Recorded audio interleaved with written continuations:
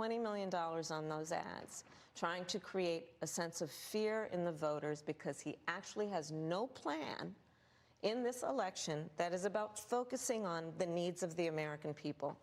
Whereas, at $20 million on that ad, on an issue that, as it relates to the biggest issues that affect the American people, it's really quite remote. And again, his policy was no different. Look at where we are, though. They say on plans for the American people, I'm offering a plan to deal with affordable housing. I'm offering a plan to deal with what we need to do to strengthen small businesses, which are the backbone of America's economy. I am offering a plan that is about taking care of young parents and giving them the support they need. My plans for the economy will strengthen the economy, as have been reviewed by 16 Nobel laureates, Goldman Sachs, Moody's, and recently the Wall Street Journal, which have all studied our plans and have indicated my plans for our economy would strengthen our economy, his would make them weaker, would ignite inflation and invite a recession by the middle of next year. Those are the facts. Why do you think more people say they trust him on the economy than they trust you? I think that when you look at an analysis of our plans for what we would do as President of the United States. Answer the question. It has been clear to those who study and understand how economic policy works that moving forward, because I do believe the American people are ready to turn the page on the divisiveness and the type of rhetoric that has come out of Donald Trump. People are ready to chart a new way forward. They want a president who has a plan for the future and a plan that is sound and will strengthen our country. My plan for the economy does exactly that. His plan would be, again, to give tax cuts to billionaires and the biggest corporations in our country and blow up our deficit. It's interesting you said turn the page, Madam Vice President. You were asked on 2 different shows last week what, if anything, you would do differently than President Biden. Here's what you said. Would you have done something differently than President Biden during the past 4 years?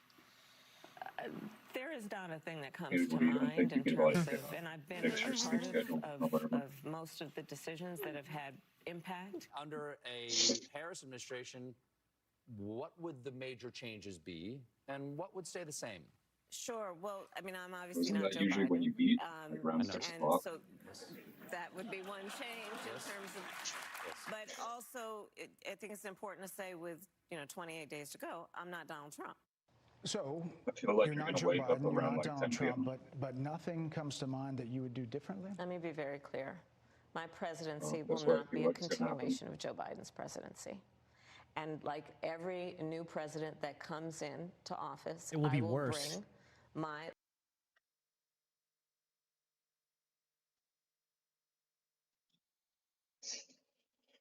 life experiences, my professional experiences, and fresh and new ideas. I represent a new generation of leadership.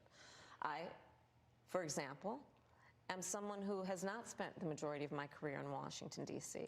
I invite ideas, whether it be from the Republicans who are supporting me, who were just on stage with me minutes ago, and the business sector, and others who can contribute to the decisions that I make about, for example, my plan for increasing the supply of housing in America and bringing down the cost of housing, addressing the issue of small businesses, which is about working with the private sector to bring more capital and access to capital to our small business leaders, including my plan for a $25,000 down payment assistance for first-time home buyers and for small businesses, extending the tax deduction from $5,000 to $50,000. I've heard a lot about those plans in recent days. Your campaign slogan is a new way forward, and it's time.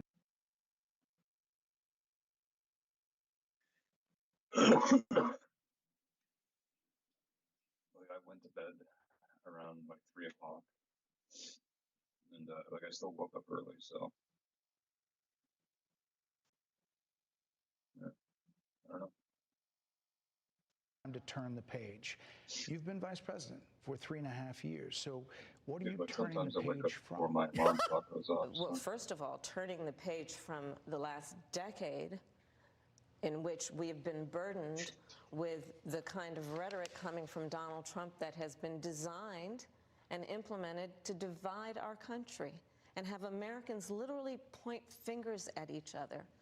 Yeah, you're not doing that. And an approach to leadership that suggests that the strength of a leader is based on who you beat down instead of what we all know, The strength of leadership is based on who you Who lift you up. lift The up. strength of an Madam American President. Shut up. president, which is one Straight who up understands politician. that the vast majority of us have more in common than what separates Oh us. my gosh. That is President, more turning than the page. 70% of people That is tell about turning the pollsters- page on rhetoric that people are frankly exhausted of, Brett. More than people 70% are of people exhausted. tell We're exhausted the of country you. is on the wrong track. They say the country is on the wrong track. If it's on the wrong track, that track follows 3.5 years of you being vice president and President Biden being president. That is what they're saying, 79% of them. Why are they saying that? If you're turning the page, you've been in office for 3.5 years. And Donald Trump has been running for office. But you've since- been the person Come holding on, the come office. on. What? Madam You Vice and I President. both know what I'm talking about. You and I both know what I'm talking about. I actually don't. What are you talking about? What I'm talking about is that over the last decade, But you're people the have lever of become. power. But listen, over the last decade, it is clear to me, and certainly the Republicans who are on stage with me, the former chief of staff to the president, Donald Trump, former defense secretaries, national security advisor, and his vice president. One, that he is unfit to serve, that he is unstable, that he is dangerous, and that people are exhausted with someone who professes to be a leader who spends full time demeaning and engaging in personal grievances and it being about him Madam instead Vice of President, the American people. If People that's are the case, tired of that. If that's We're the tired of case, you. Why is half the country supporting him? Why is he beating you in a lot of swing states? Why, if he's as bad as you say, that half of this country is now supporting this person who could be the 47th president of the United States? Why is that happening? This is an election for president of the United States. It's not supposed to be easy. I know, but It's if not it's supposed to be. It is not supposed to be a so cakewalk are they misguided, for the anyone. 50%? Listen, Are they let me- stupid? Oh, What is God, it? I would never say that about the American people. She's just And in admitting fact, defeat. If you listen to Donald Trump, if you watch any of his rallies, he's the one who tends to demean and belittle and diminish the American people. He's the one who talks about an enemy within, an enemy within. It's you. Talking about the American people. Yes. Suggesting he would turn the American military on the American people. Trump has never asked said that. question to He the has former never president said today. that. Harris Faulkner had a town hall, and this is how he responded. I heard about that. They were saying I was like threatening. I'm not threatening anybody. They're the ones doing the threatening. They do phony investigations. I've been investigated more than Alphonse Capone. He was the greatest gangster. No, it's true. No, but think of it. It's called weaponization of government. It's a terrible thing. So Brett, I'm sorry, and with all due respect, that clip was not what he has been saying about the enemy within that he has repeated when he's speaking about the American people. That's not what you just showed. he was asked No, about that no, specific... that's not what you just showed. In all fairness and I'm respect telling you, to that you, was the question that we asked him. you didn't show that, and here's the bottom line. He has repeated it many times, and you and I both know that. And you and I both know that he has talked about turning the American military on the American people. No, he's He not. has No. talked about going after people who are engaged in peaceful protest. He has talked about locking people up because they disagree with him. This is a democracy. That's literally what And you do. In a democracy, the President of the United States, in the United States of America, should be willing to be able to handle criticism without saying he'd lock people up for doing it. And this is what is at stake, which is why you have someone like the former chairman of the Joint Chiefs of Staff saying what Mark Milley has said Brett got her. about Donald Trump He got being her. a threat to the United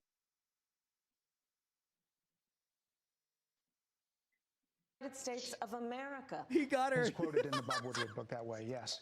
Let He me got ask you her, this, dude. He Madam Vice buckled. President. She You buckled. called Let's not Donald diminish Trump. the significance you of that. called Donald Trump.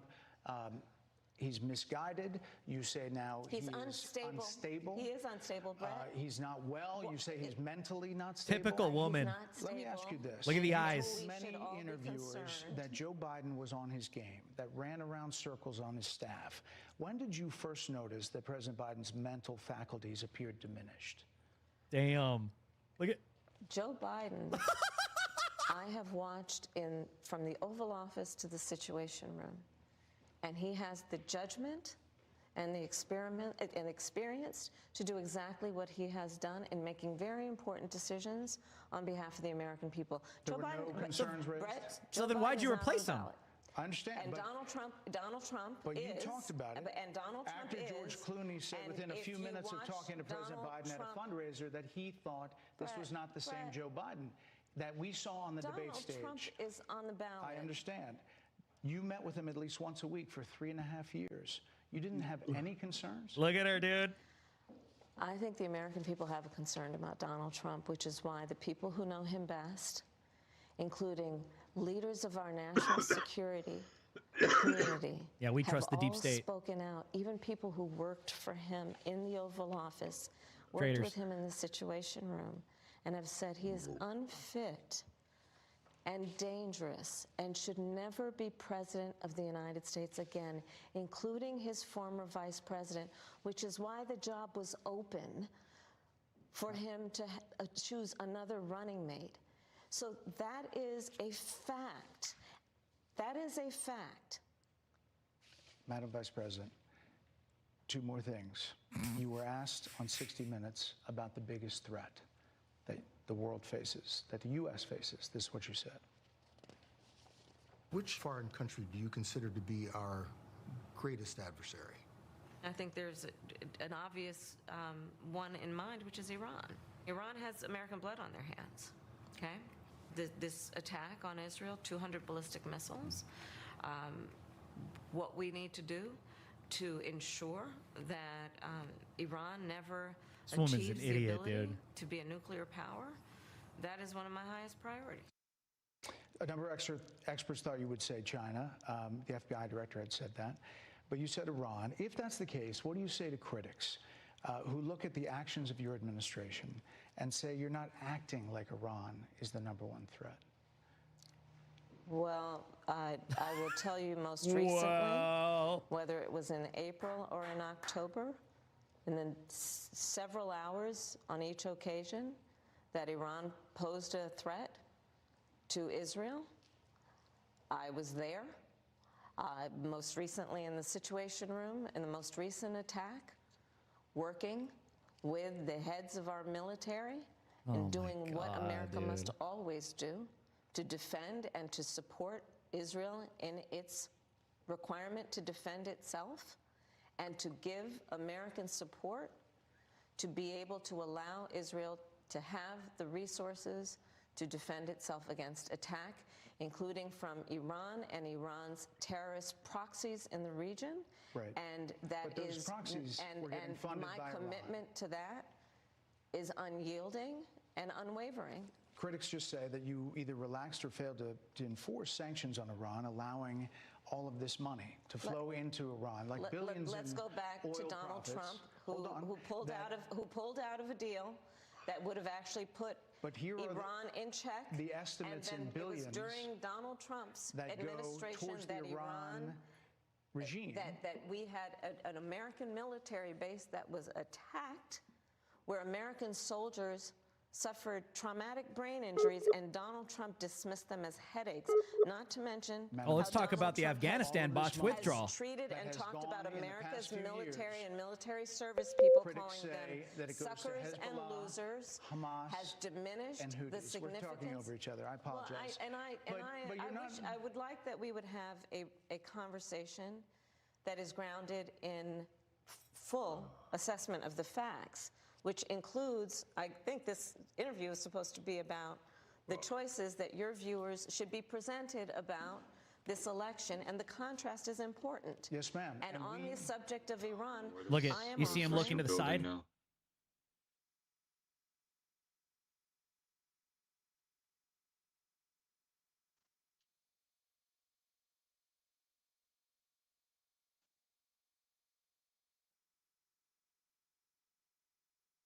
Wait, where's the MG42?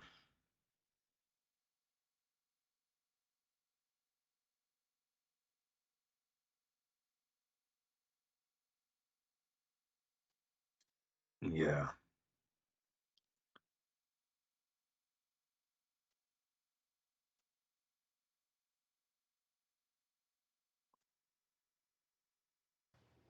what should be an important contrast that is presented for folks to make a And decision there are that critics they feel. who look at what the administration did and say and think differently.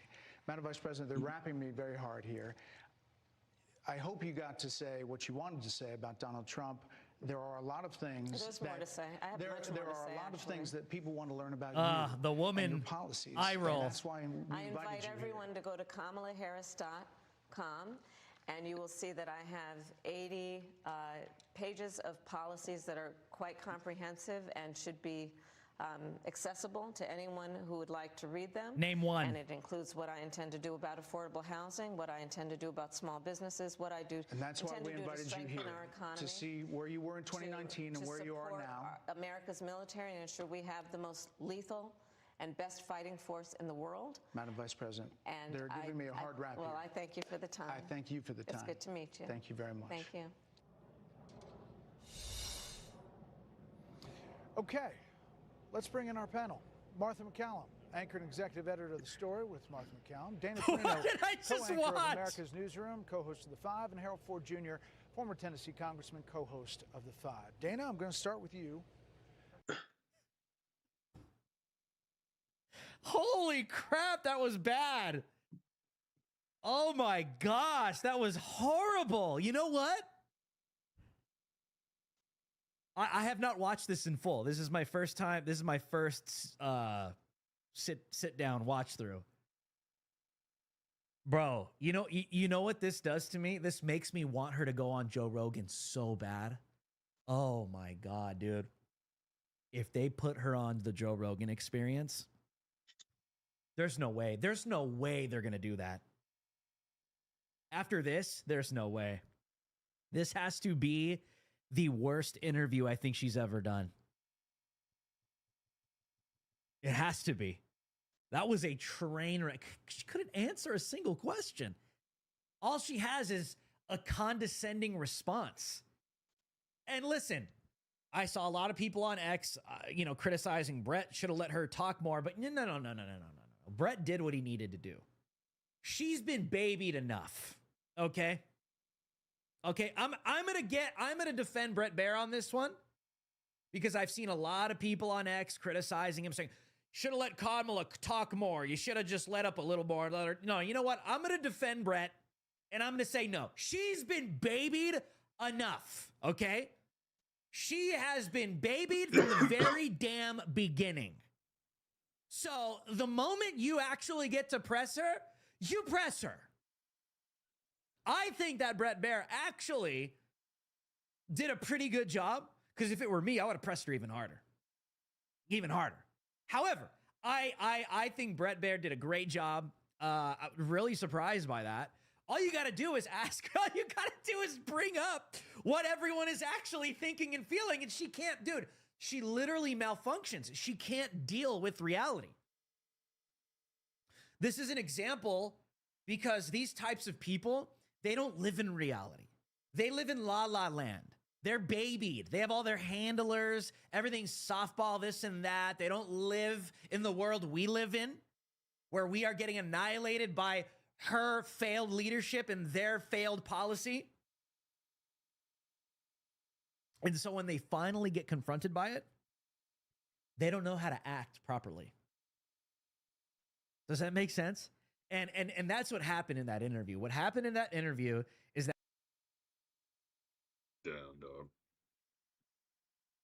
Kamala Harris got a taste of getting confronted with how we all feel. And you want to know something?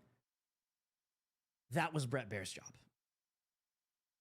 Right? As the media, under the First Amendment, the freedom of the press, you are an extension to express, as in reporting how we are feeling, and to platform what we want to know about the individual. And so honestly, I think Brett Baier accomplished what needed to happen here. And obviously you could set it up as a gotcha interview. You could do that. But you know what? No, she needs to listen. And here's the reason as well. I'll say this as well is if she is this so-called boss girl, the first president of the United States, that's going to go toe to toe with Xi Jinping and Vladimir Putin and the Iranian Ayatollahs and go head to head with terrorists and actually, you know, be taken serious by Israel. And what I mean by that is like take a stand against Israel. You think that Kamala Harris, and this is not a diss to Brett Baer. I think he did a phenomenal job. And this is not a diss to Brett Baer, but Kamala Harris couldn't even handle Brett Baer. She's supposed to handle Xi Jinping, Vladimir Putin, and all these other psychopaths that want to see the annihilation and the downfall of America. I mean, obviously, she's a part of that team and squad, but wow. Wow, dude. When Brett Baer brought up Laken Riley, Rachel Morin, and the victims of her open border, and she just sits there, that's tragic.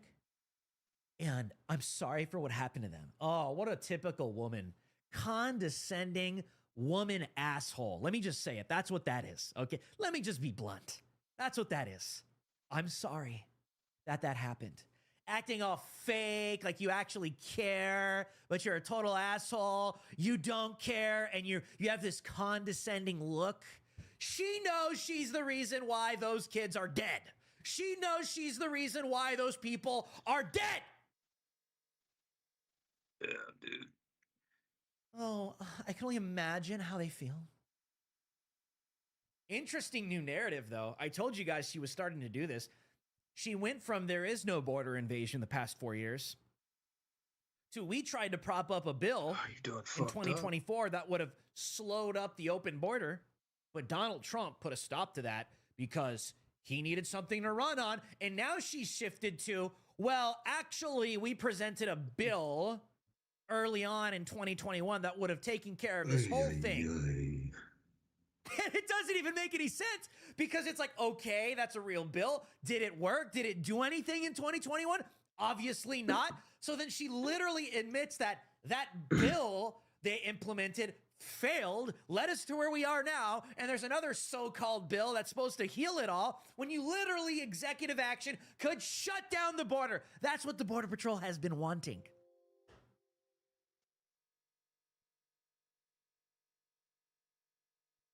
She's flip-flopping like a fish on the deck, dude. That's all I saw. Kamala Harris is flip-flopping. Flip-flopping like a fish. Like a fish on the deck. She's like, well, dude, you could totally tell she wasn't prepared for some of those questions. Bravo, Brett Baer. Bravo. No, the southern border has never been this bad. You're out of your mind. In the past 20 years, the southern border has never been this bad, okay? That's why they called open border replacement migration a conspiracy theory until now, where everyone damn well knows it's real. Why? Because of the last 4 years. No. The U.S. border has never been this bad. Don't believe anyone trying to lie to you and tell you that. I'm speaking. I'm actually shocked she didn't do that.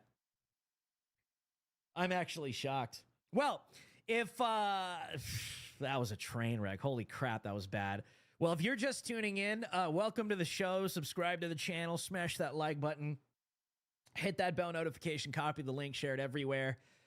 We are about 8 minutes and 50 seconds out from President Trump's town hall on Univision, presenting himself in front of Latino American voters, which I'm actually very interested to see how he operates, because Univision is literal cancer and brain rot.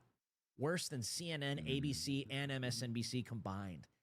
And so this is slated to go live in 8 minutes and 25 seconds. And when it does, we will open the feed and go directly to that. But Brett Baer commented on what was going on, because if you noticed, he was looking to his right because Kamala's team was cutting the interview. They cut it short, apparently. Let's take a look. Dana, you've been on the other side. You've been on the rapper as a press secretary interviewing a president. And, you know, I'm talking like 4 people waving their hands like it's got to stop. So, Martha, I had to dismount there at the end. There's so many things, and she maybe should do more of these. Dana, you've been on the other side. You've been on the rapper as a press secretary interviewing a president, and I'm talking like 4 people waving their hands, like it's got to stop. So Martha, final, I had to dismount there at the end. There's so many things, and she maybe should do more of these. Jeez, dude, this is bad. I'll tell you this, that was not good. That doesn't help Kamala Harris. And they're trying to spin it hard on social media right now. They are trying to spin it hard on social media. Immediately, the Harris campaign is in full damage control. The mainstream media is in full damage control. CNN. You even got Brian Stelter on CNN saying that Fox News viewers are going to think that Kamala Harris was super tough. Yeah, no, that will backfire. I think this strategy from Harris was a Google strategy. She wanted Fox viewers to start to Google some of the things she was saying, because some of the comments she was making in this interview are foreign to the Fox audience. For example... No, dude, she didn't even know what the hell she was talking about. She was talking in campaign slogans during an interview. General Mark Milley saying Trump is a fascist to the core. That's barely been covered on Fox News. So she was able to get some of those talking points in. This was the most adversarial interview Kamala Harris has probably ever done. Instead of getting to debate Trump again, she got to debate Brett Baer. And a lot of viewers are going to come away saying, wow, she's willing to do that. That's a sign of toughness and strength. No, it's not. No, total miscalculation. What a horrible take. No, it's the opposite, dude. It's a sign of weakness and low IQ, because she can't answer a single question. It's just condescending. And we did this. You know what would have been based? You want to know what I would have done? This is me. I would have actually called in Laken Riley's parents, Rachel Morin's parents, and the other victims. I would have called them in and I would have brought them in the room. And I would have asked those same questions with them standing in the same room. You think those women wouldn't do that? Of course they would. Of course they would. That's what I would have done. I would have done it as a total gotcha. I admit it. I would have done it. You want to know why? Because she deserves it. Okay? Let's not virtue signal here and be like, oh, let's be the bigger person. No, screw that. She's gotten people killed. Okay? And Kamala Harris wants to sit there and be like, oh, I feel their pain. But she hasn't picked up the phone to call them to ask them how they're doing. You want to know why? Because she knows she's the one that got their family killed.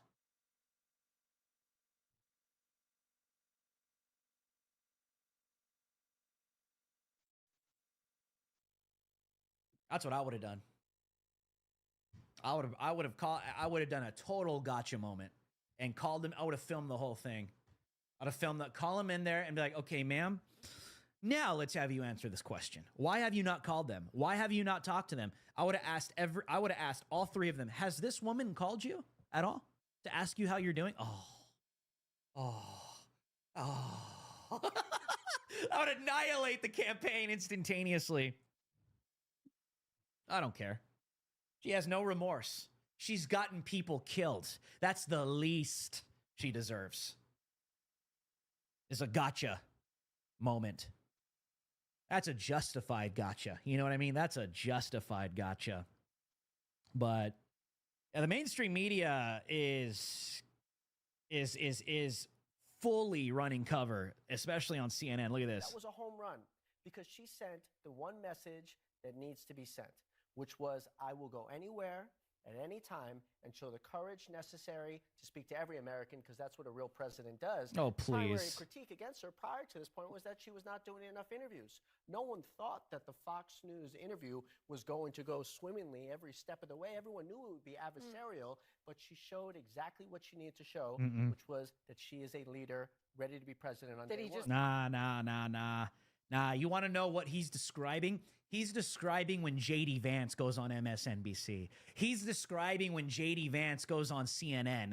That's someone going into enemy territory, standing their own ground on their own 2 feet with the facts, fully debating and flipping their entire drive-by attempts in the media on their own heads. That's not what Kamala Harris did. She just went in there and yapped. She bombed it. She bombed it entirely. She just went in there and yapped. Yeah, they are in full delusion. That did not help her. That's what I just watched. That did not help Kamala Harris at all. That was bad. I think this is the worst one she's done so far. And as I was watching, I'm like thinking to myself, dude, go on Joe Rogan. Go on Joe. Oh my gosh, go on Joe Rogan. Please go on Joe Rogan.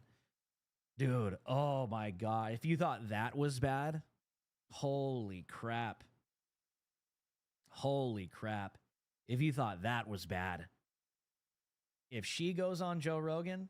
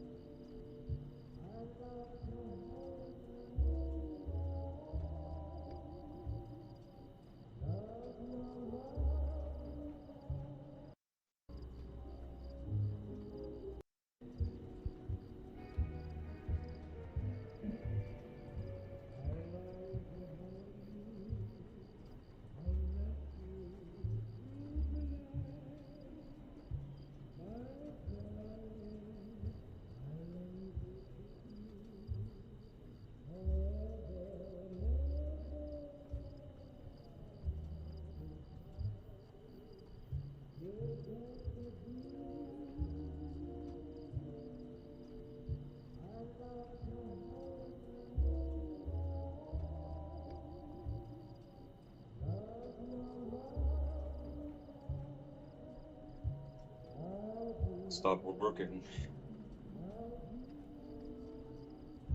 You said something stopped working?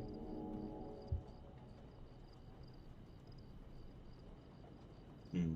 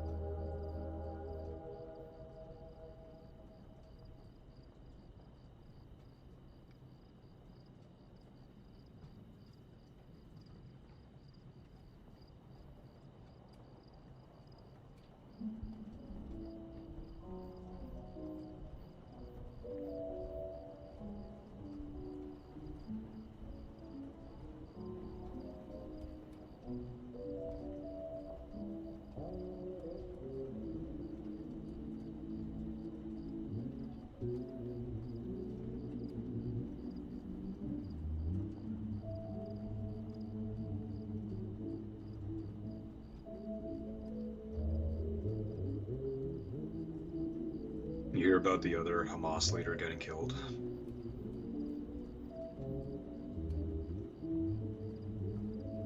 Yeah, it was recent.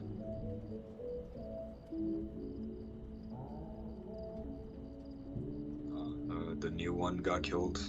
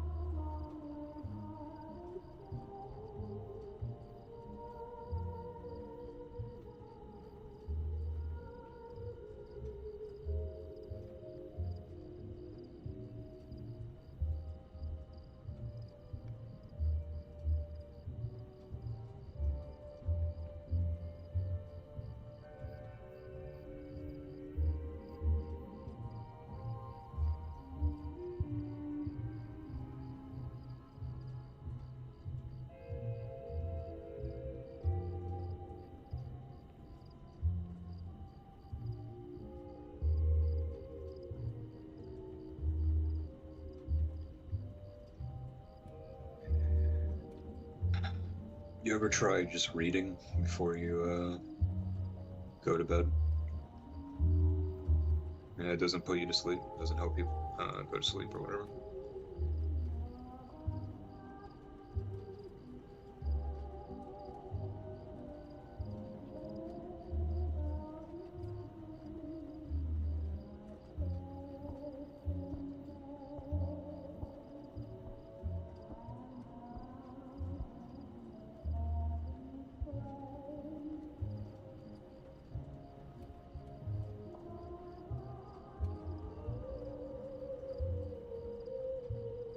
Wait, you drank 6 Red Bulls? Oh.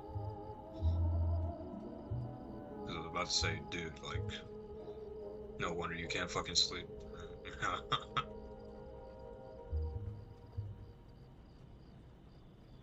don't know, maybe for some reason when I drink those ice caps like closer to night, I feel like I can sleep better. I don't know why.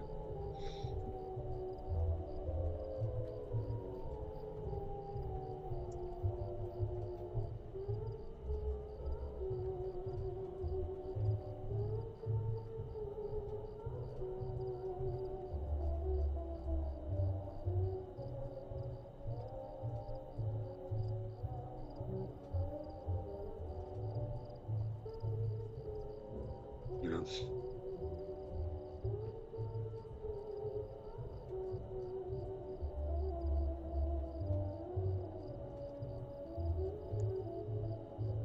Yeah, I'll.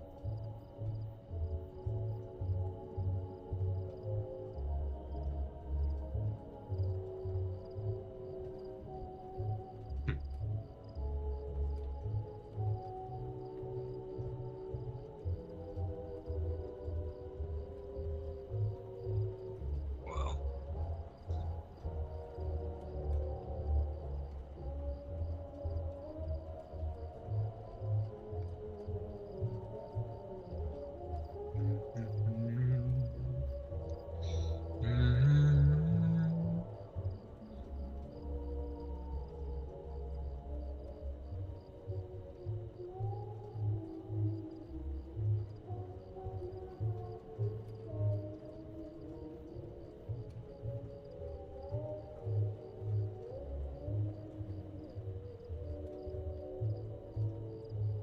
Yeah. Well, you woke up how long ago?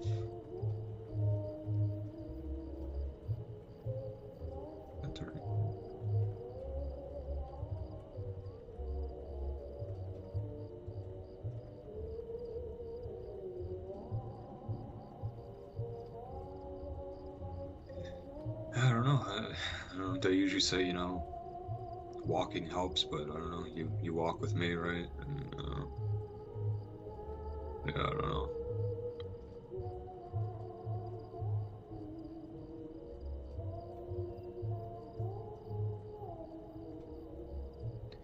Maybe it's just your mind. I mean, like maybe your body is tired, but your mind is just can't settle down or whatever. No.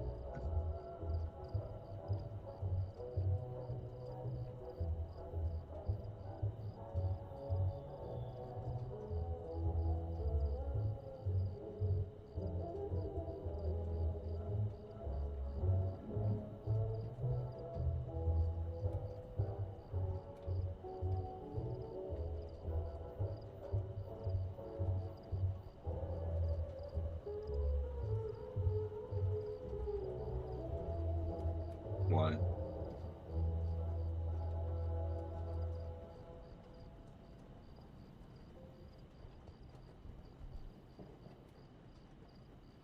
Oh shit. Oh shit, you got.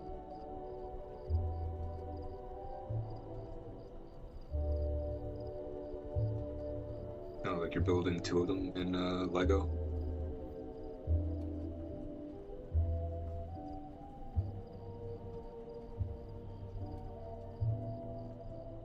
Uh, let's see.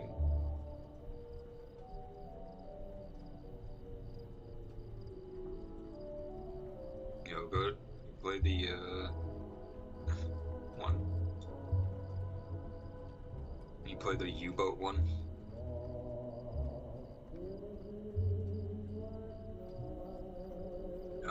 Oh, did you die before? Oh. Oh, so you actually got to like, oh damn, like that would have been the first time I actually saw you do like combat in that game. I swear, like I've never, every time I've seen you play that game, it's just, yeah, like there's no battle or whatever.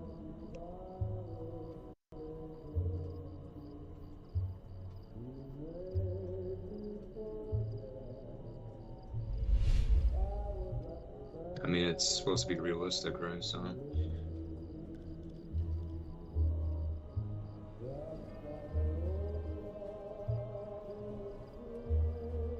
Yeah.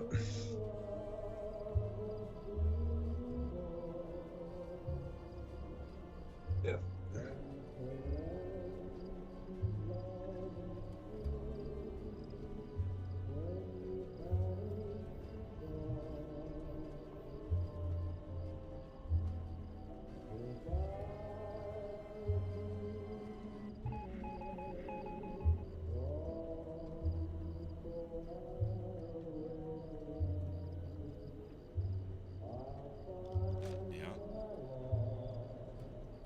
Benötigen Sie, Herr Offizier. Sehen Sie sich die Lagerbestände an.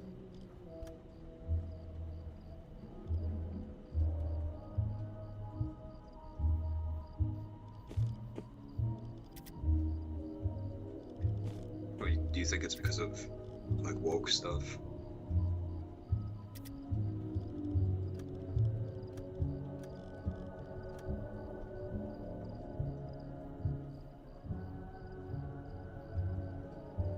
Yeah.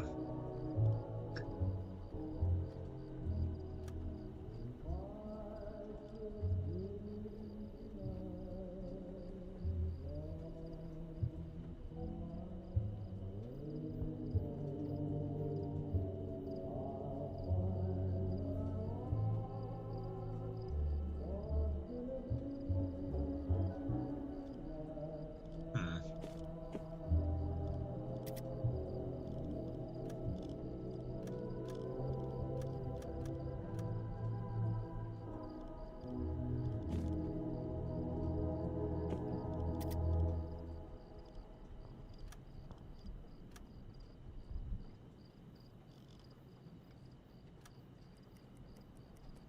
Torpedorohr 1 gewartet.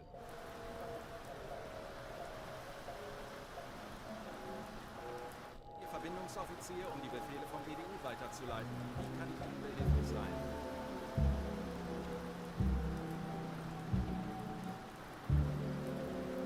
Dies sind aktuelle Befehle vom BDU. Streng geheim.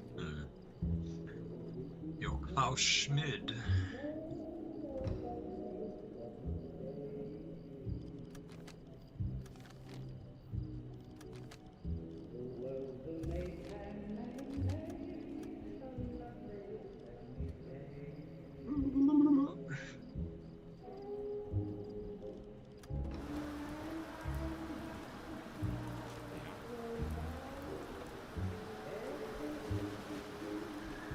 Ich warte Ihre Befehle.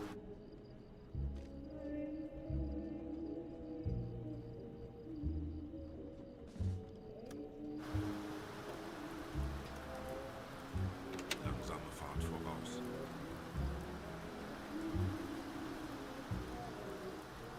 Kurs auf diese Koordinaten setzen. Which one's the good U-boat? Ich hätte nie gedacht, dass ich an einer Mission wie dieser teilnehmen würde. Wir stichen in ein Wespennest. Kurs setzen.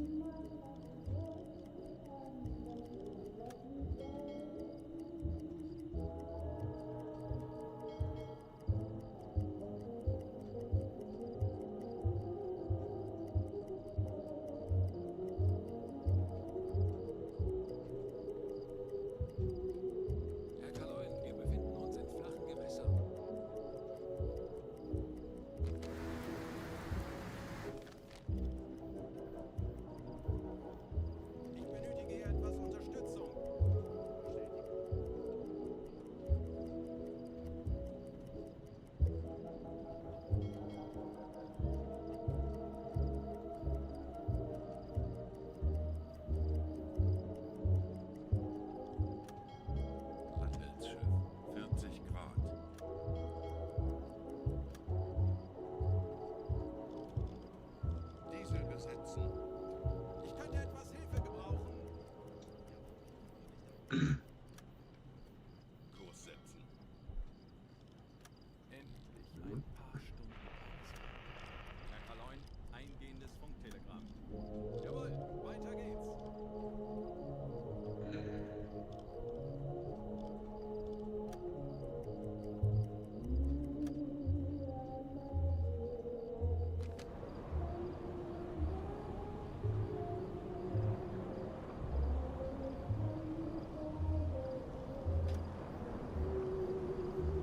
Auf Zero-Tiefe.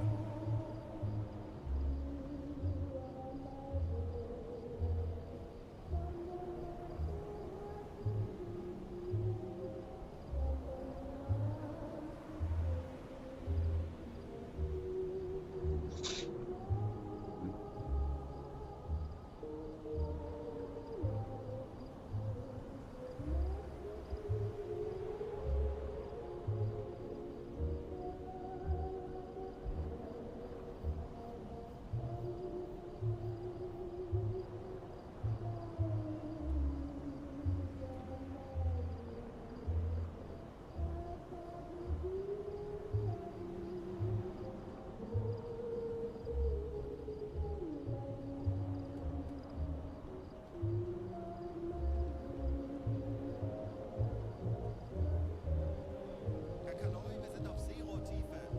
Boot für Rundblick eingesteuert. Auf E-Motoren wechseln.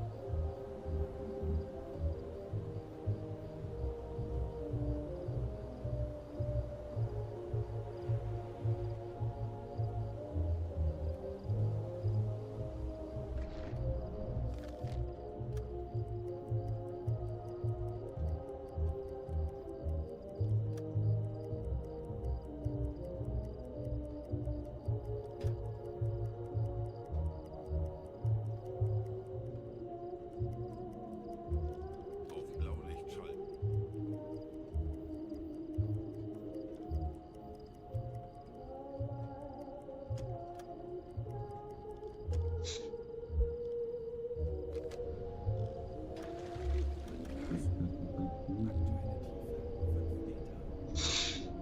E-Bias up.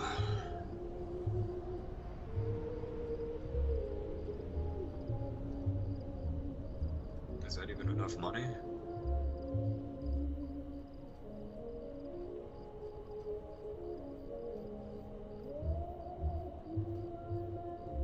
Dieselmotoren wechseln.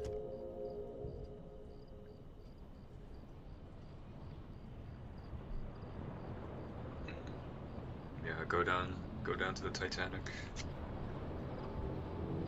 Implode.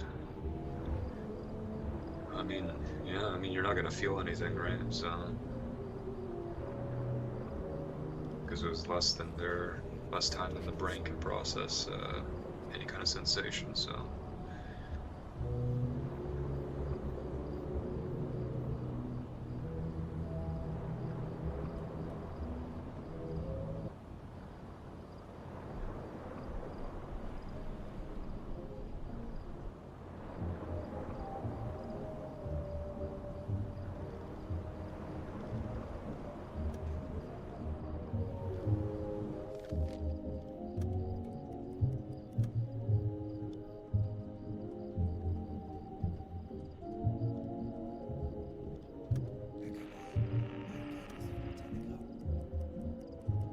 Zielposition erreicht. Herr Kaloy,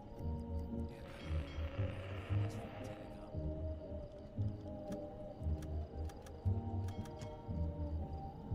Herr Kaloy, wir nähern uns Skipper Flow. Der Plan des BDU sieht vor, dass wir durch die östliche Passage einfahren. Unseren Informationen zufolge sind die anderen Passagen stark vermint.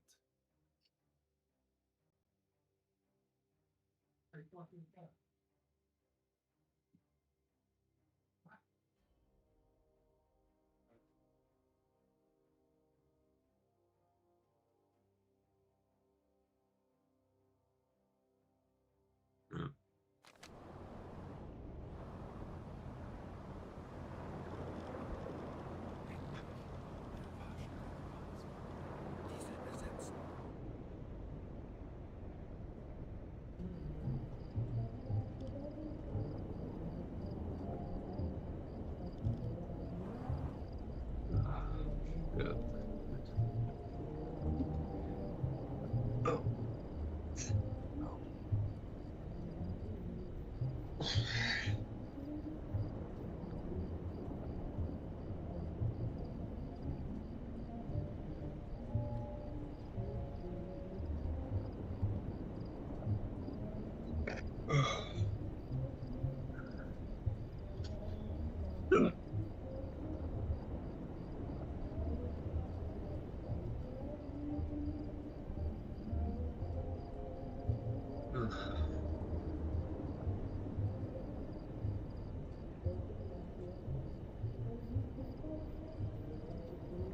Ay, ay, ay, ay, ay.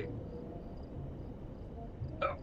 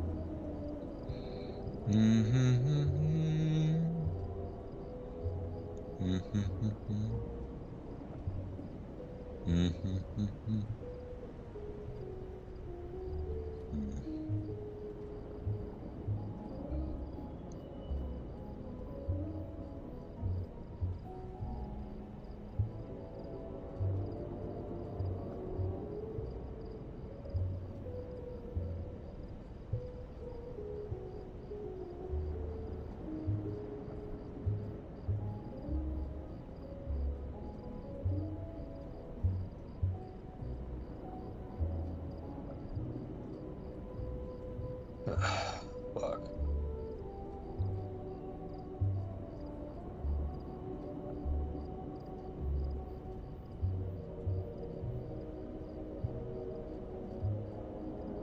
Yeah.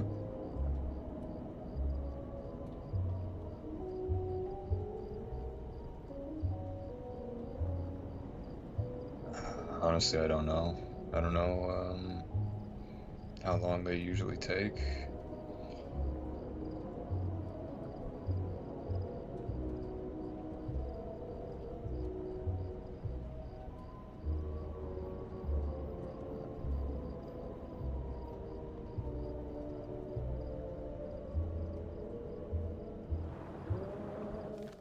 Hmm.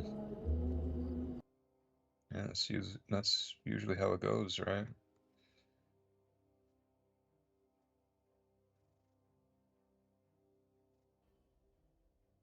Yeah, I'd say there's a lot more evidence for one than the other, right? So we'll just go based on our lives. Yeah.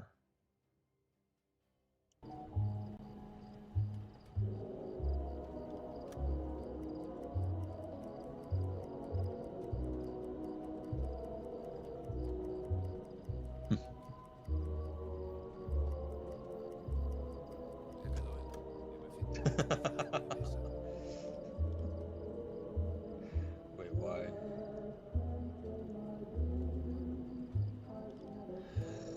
Oh no, but why specifically? Why are you specifically telling me about that?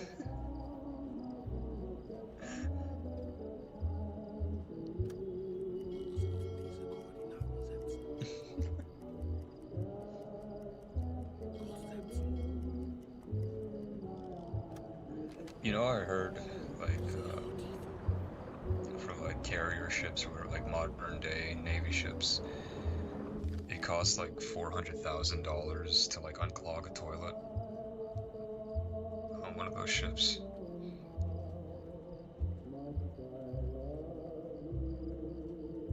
Yeah.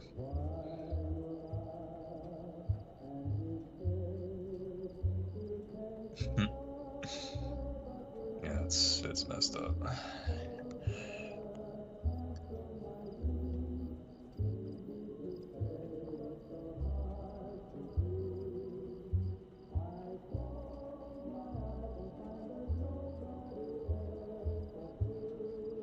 Yeah.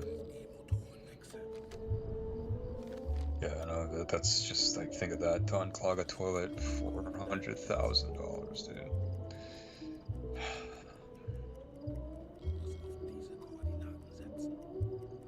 Yeah, it's crazy.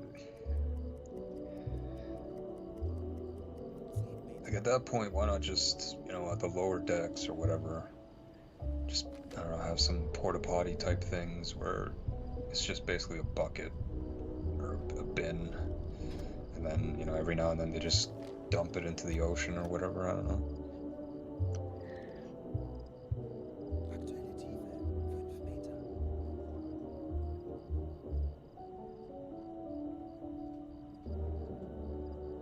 Oh my god.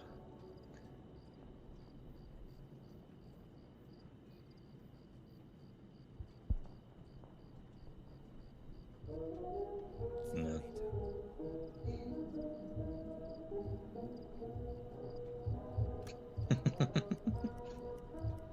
Oh man, that's terrible, dude. Yo, imagine you're taking a shit and a torpedo's on its way.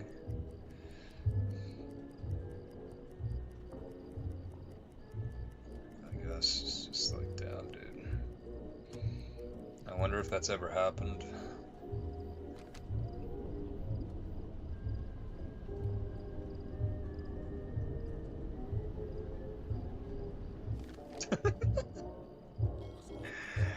It sank?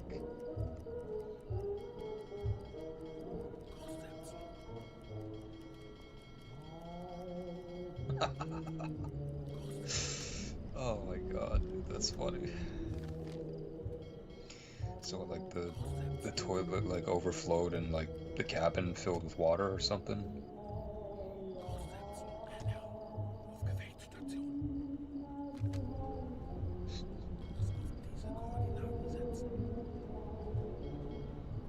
It's crazy, dude. Holy shit.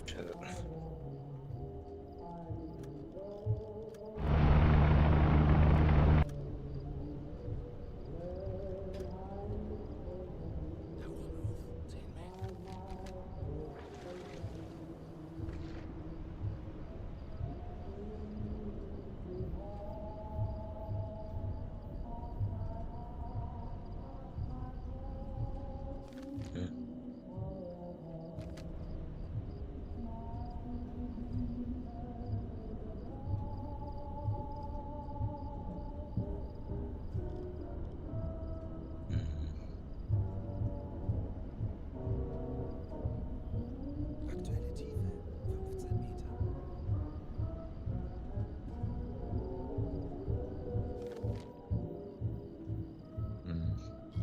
Well, maybe the new U-boat will solve that issue, I don't know.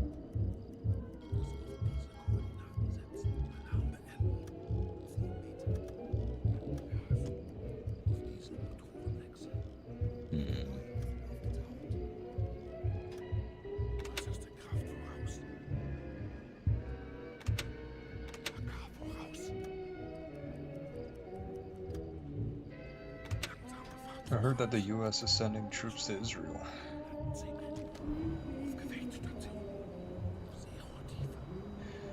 Like, isn't that like World War III right there? Yeah. Yeah, like I'm not like complaining or anything, I'm just, you know, I'm just like whatever.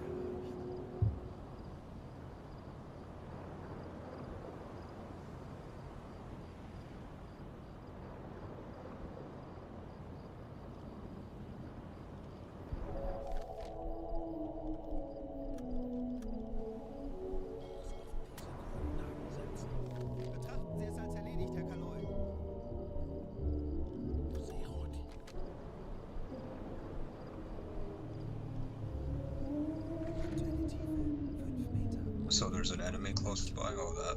Holy shit, that's a big ship. Natürlich, Herr Kaloy. Alarm beenden.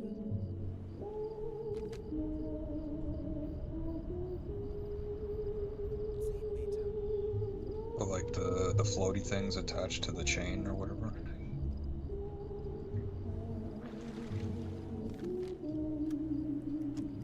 Hmm.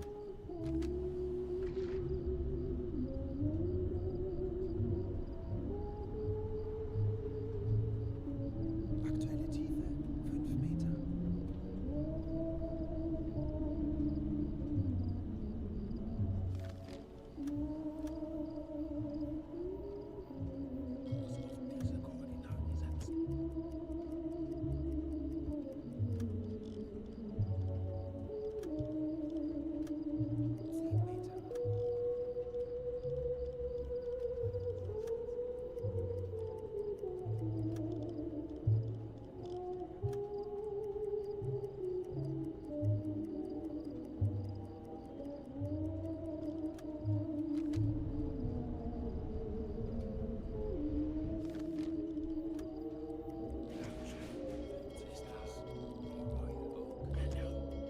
Meter.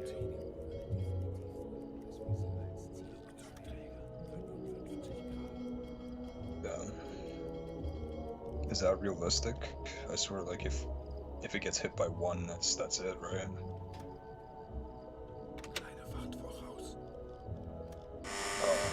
What belts? What is that? Like a type of armor? Oh.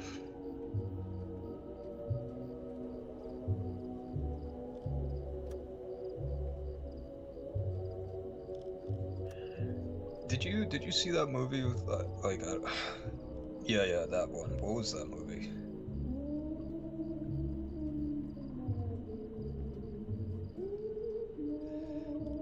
Yeah, it was a good movie.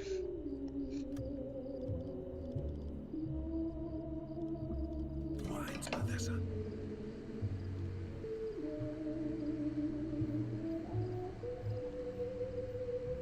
Nur eins bewässert. Los! Nur zwei bewässern.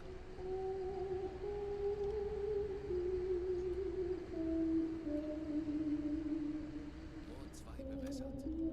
Los!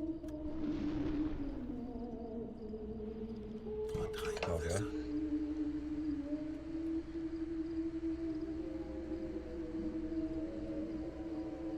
Nur drei bewässert. Los!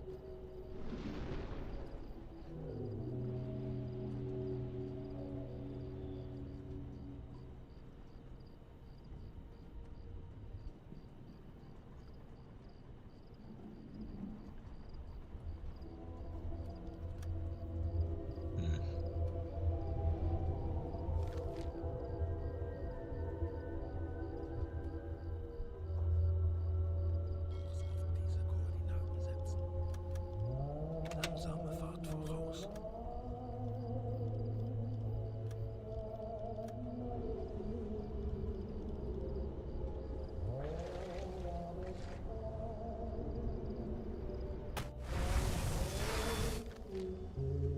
Schwere Schäden.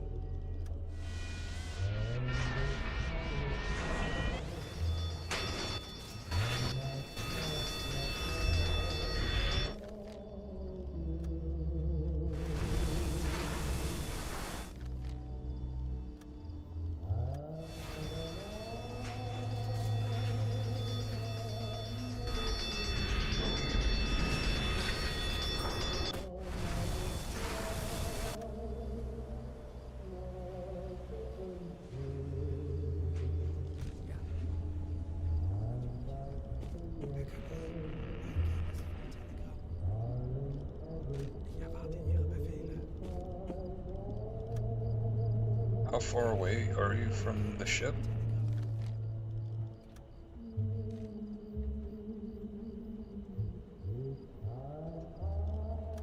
Damn, so you could damn, those torpedoes travel far then.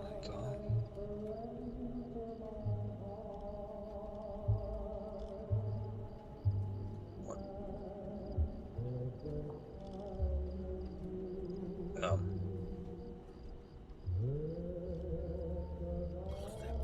And those aren't like guided torpedoes, right? Like they just go straight.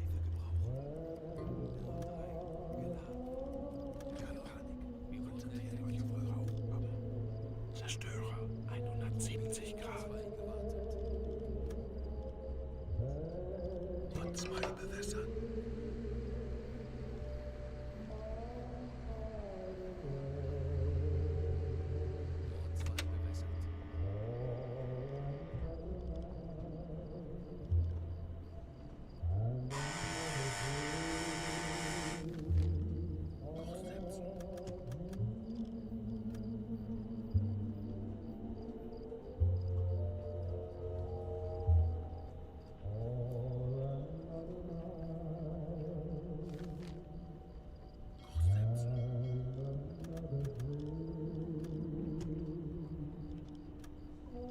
Los! Vor 3 bewässern.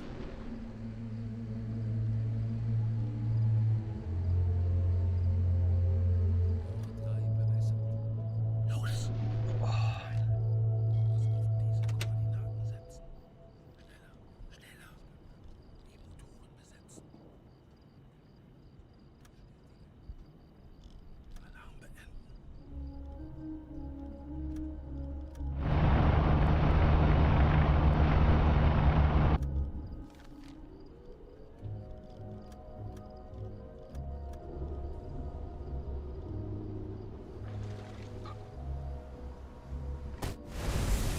Oh shit. You can fight planes as well.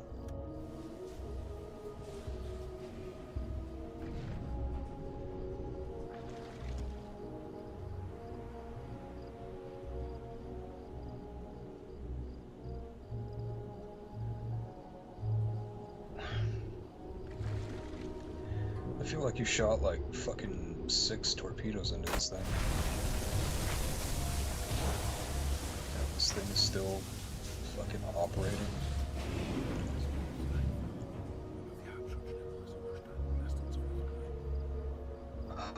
Oh.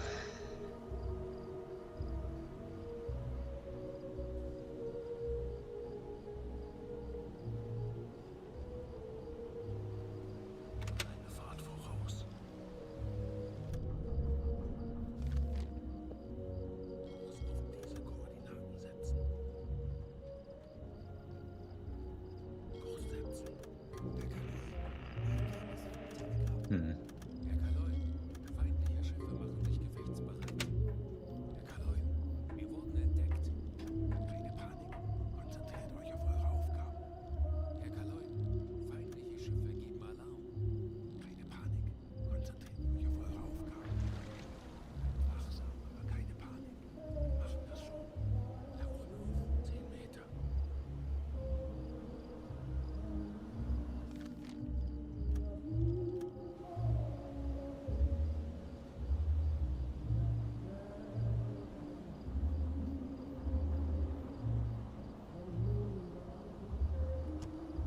Okay.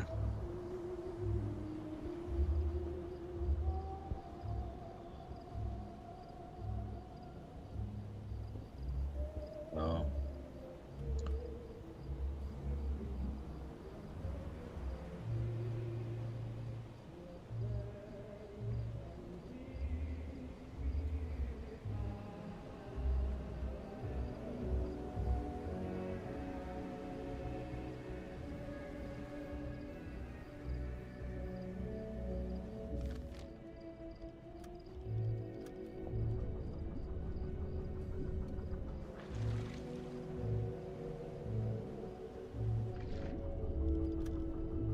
So you're surrounded by 3 boats.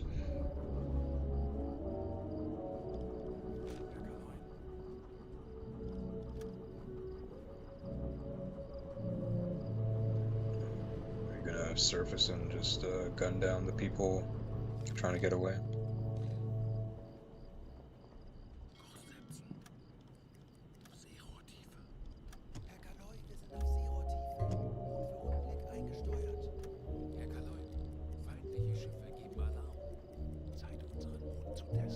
Can you take prisoners?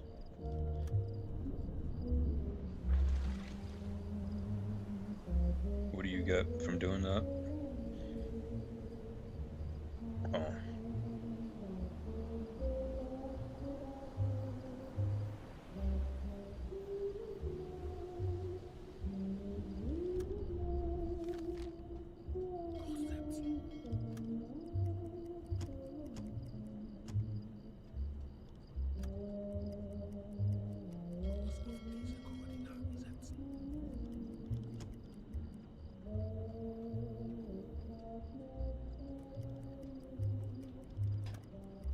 Große Fahrt voraus.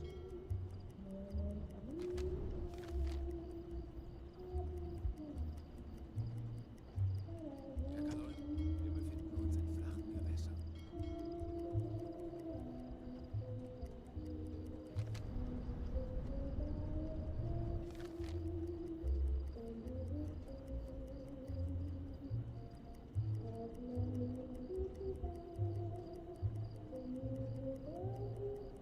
Kurs setzen. AK voraus.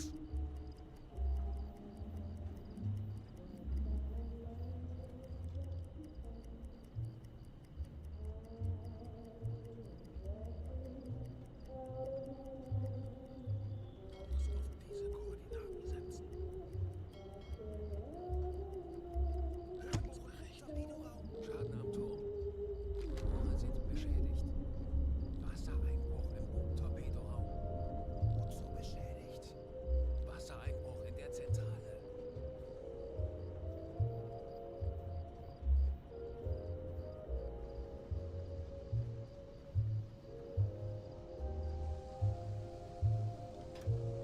Tanksackglas.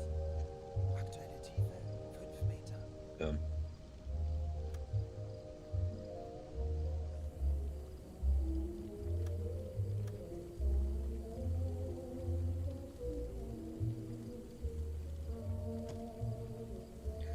I'll go deep.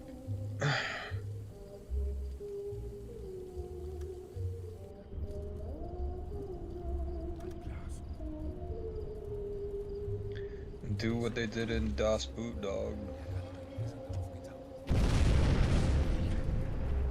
What weren't they taking in water, dog?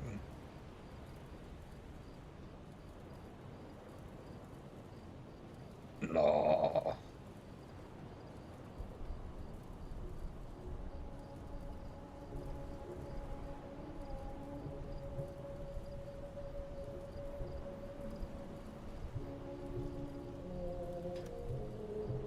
Langsame Fahrt voraus.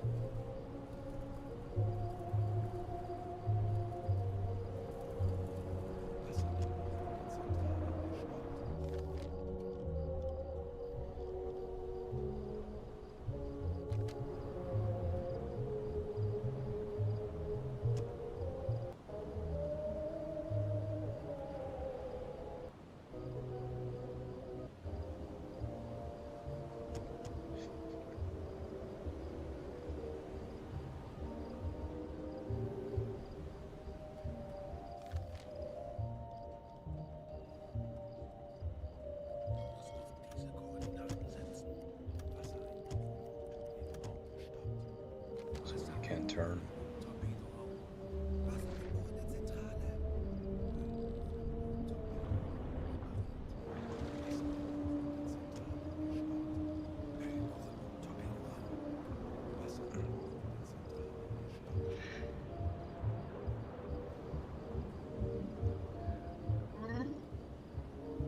Oh, that's not good.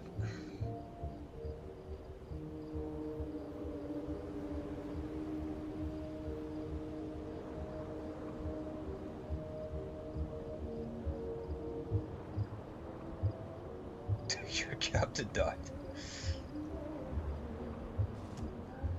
Damn.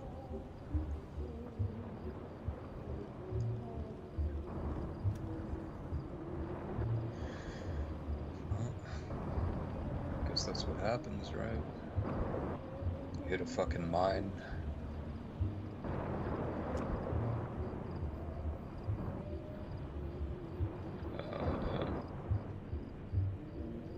Yeah.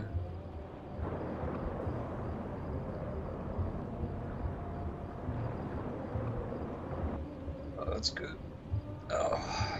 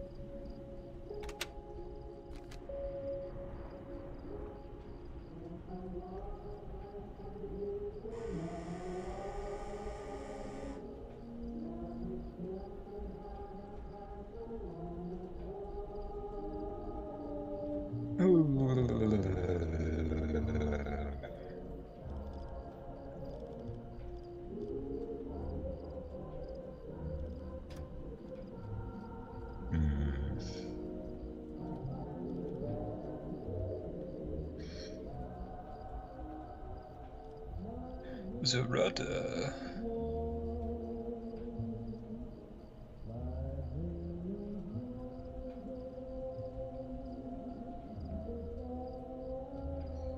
Zerata is damaged.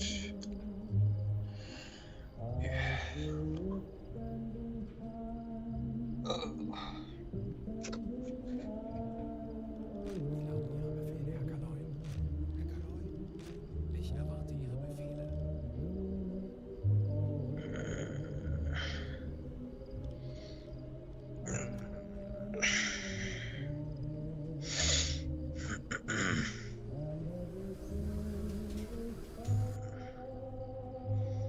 It is over.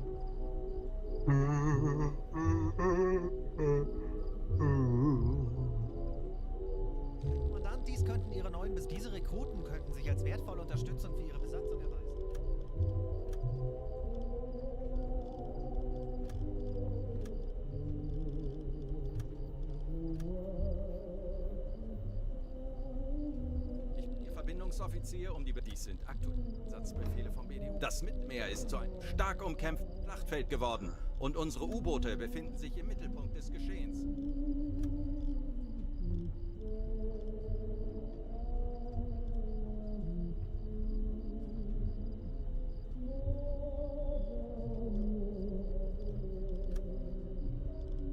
Dies sind aktuelle Einsatzbefehle vom BDU, streng geheim.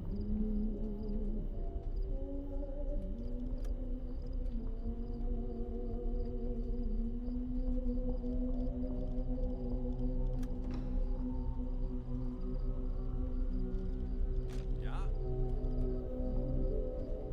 Benötigen Sie, Herr Offizier?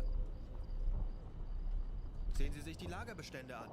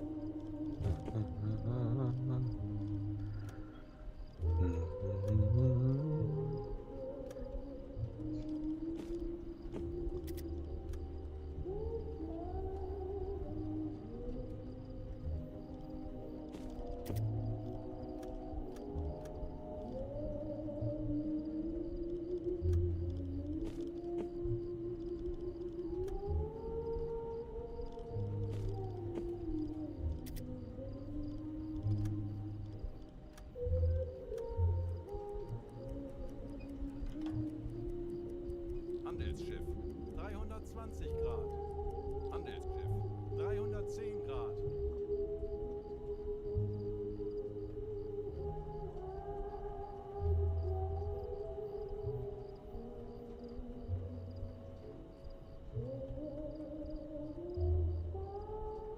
Kurs auf diese Koordinaten setzen. Wird erledigt, Herr Kaloy.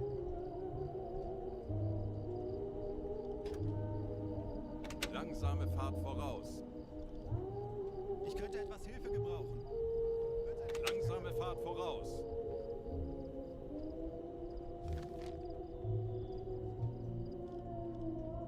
Kurs auf diese Koordinaten setzen. Wird erledigt, Herr Kaloy. Handelsschiff 280 Grad. Gewartet. Handel 70 Grad.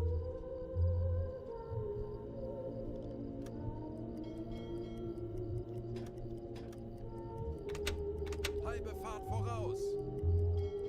Auf E-Motoren wechseln. Auf Dieselmotoren wechseln. Langsame Fahrt voraus. Auf E-Motoren wechseln. Auf Dieselmotoren wechseln. Kurs setzen. Betrachten Sie es als erledigt, Herr Kaloy. Patrouillengebiet erreicht. Herr Kaloy, wir haben unsere Position erreicht. Torpedorohr 3 gewartet. Torpedorohr 4 gewartet.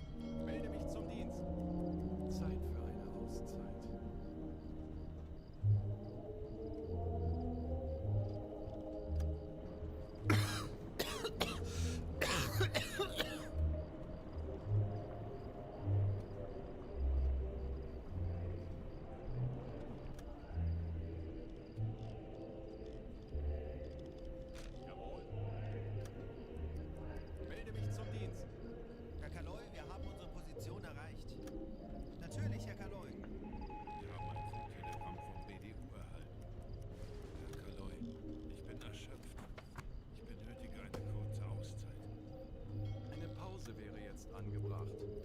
Wieder eine erfolgreiche Unternehmung absolviert.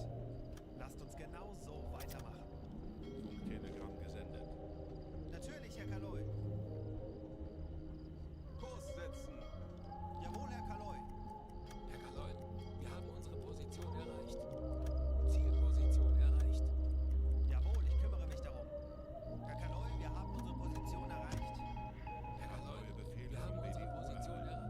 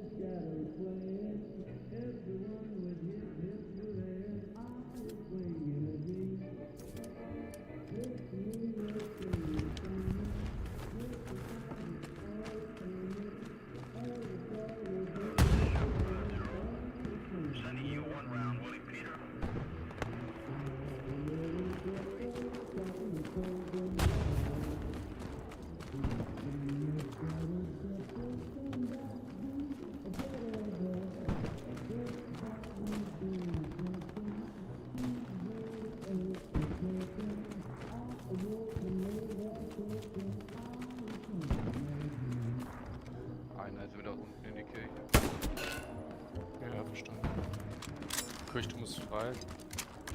Ja, da habe ich gerade 2 erwischt.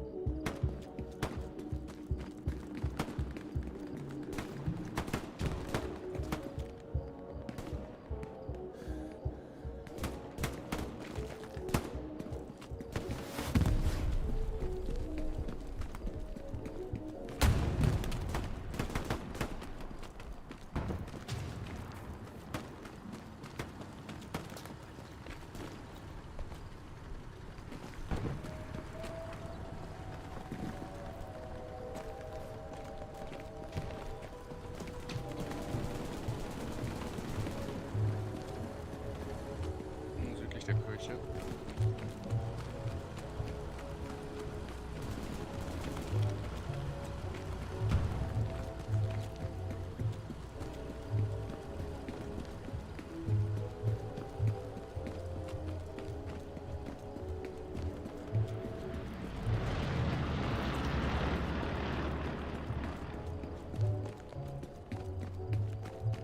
Wer tot ist oder will, kann gerne in den Erd, wenn er durchgeht.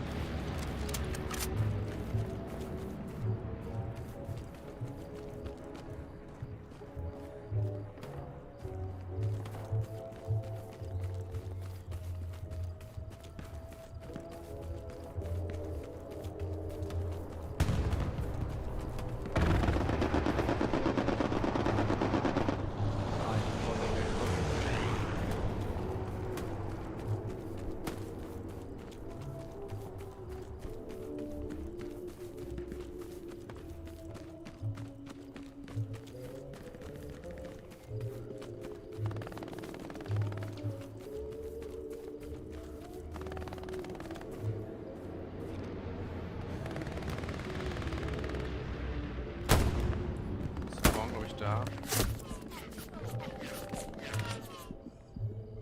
Halbkette hier. Fällt gerade hier rein.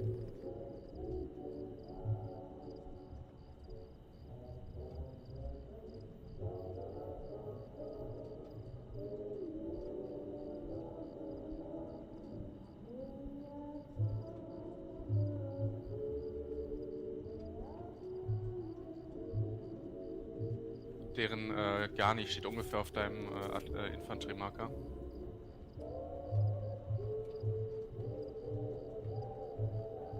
Passt das mit der Garni ungefähr? Ja, ich bin gerade tot, aber ist fast genau auf deinem Infanteriemarker. Ja, ist minimal südlich davon. Ja, dann passt der Garni-Marker.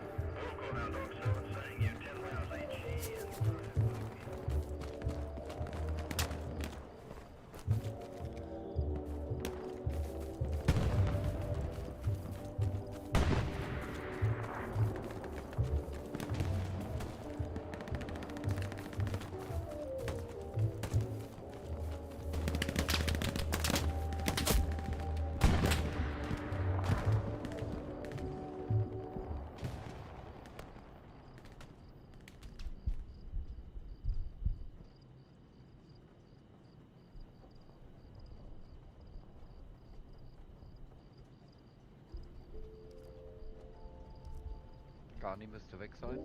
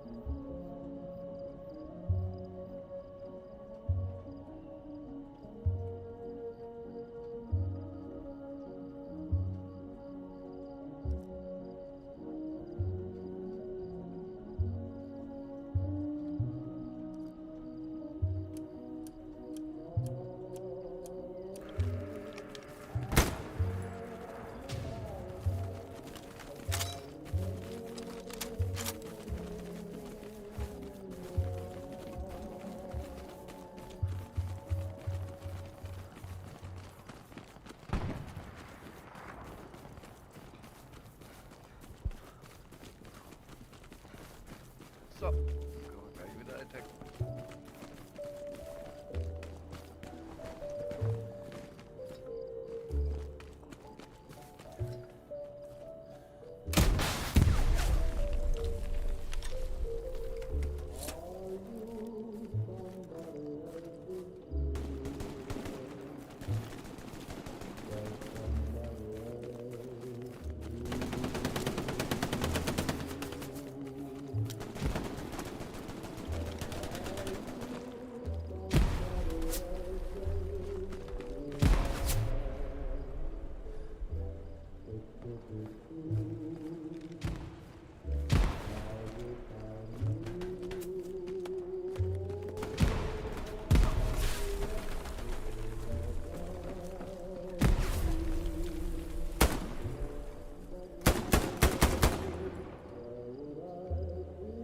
Steht vorne.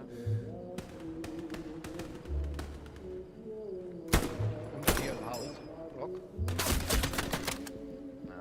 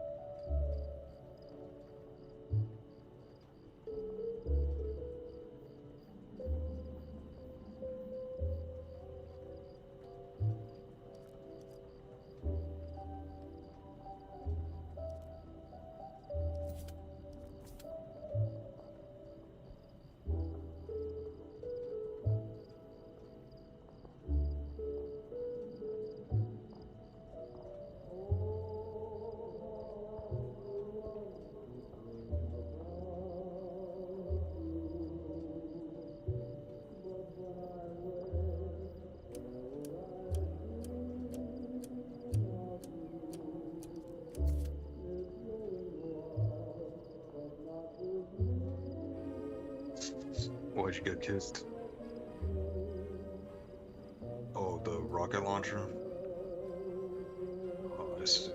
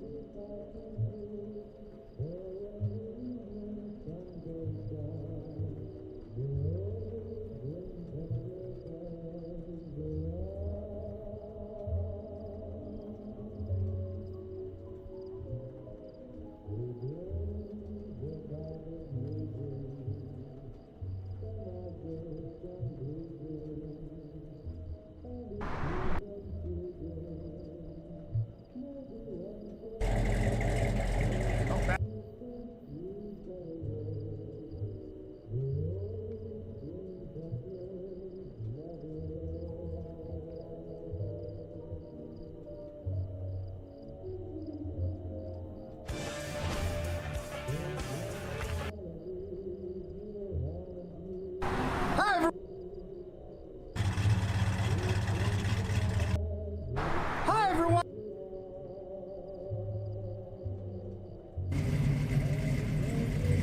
Backup lights work.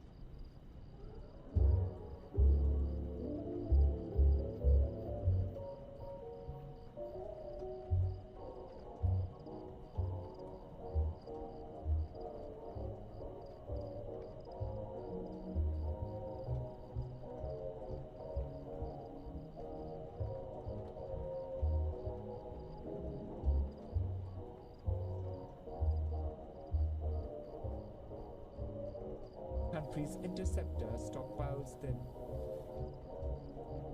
This route's multi-layered system includes the iron dome used to shoot down short-range missiles, David Sling used to intercept.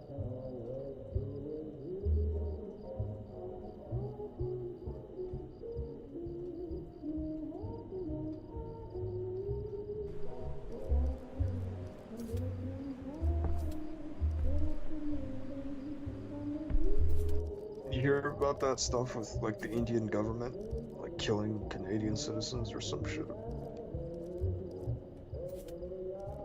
Yeah, so that's going on.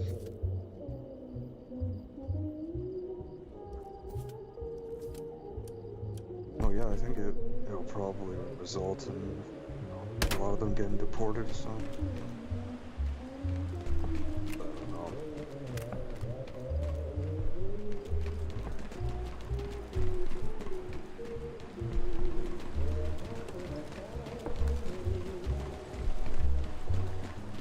Yeah, I don't know. I don't know.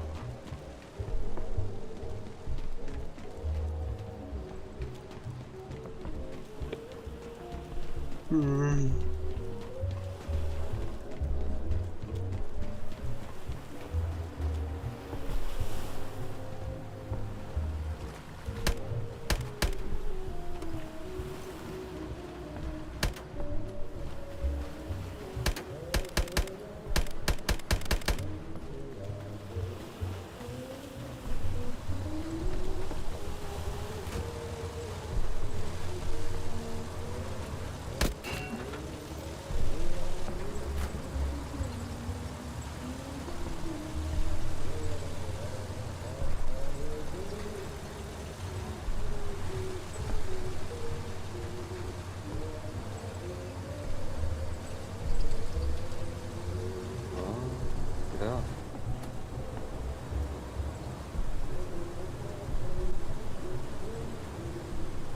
Where'd his body go?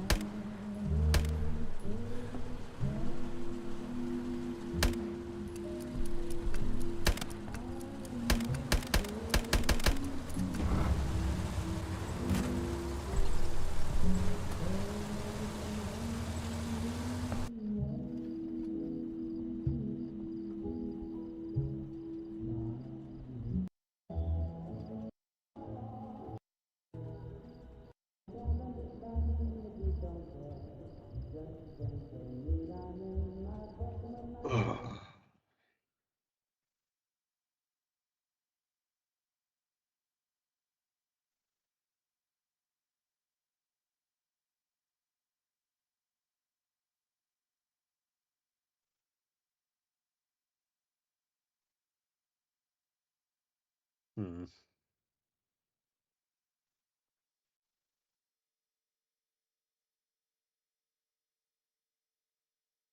Oh, it would be the best. I think it would be the nail. I keep saying this. That if Kamala Harris goes on Joe Rogan Experience, that will be the nail in the coffin. That'll be the end. As you'll see this. And worse. You'll see this, but worse. Total damage control. They cut the interview Aquí se early. habla español o inglés. That was a disaster. What do you expect? It's Kamala Harris. She's a full-blown mental retard. She can't answer a single question. All right. Our squad leader. All right, let's take a look. Okay, let's. All right, we are 1 minute away. 1 minute. All right, let me get the feed up. I don't know if Univision is doing. Let me check my app. I don't think so. It might. It's on YouTube.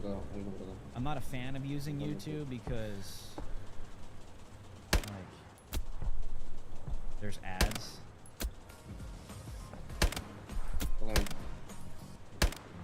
This isn't live. Don't worry, guys. I got it. Here it is. We'll just use YouTube. Okay, it's not supposed to start right now. Here, I'll just show you guys right here.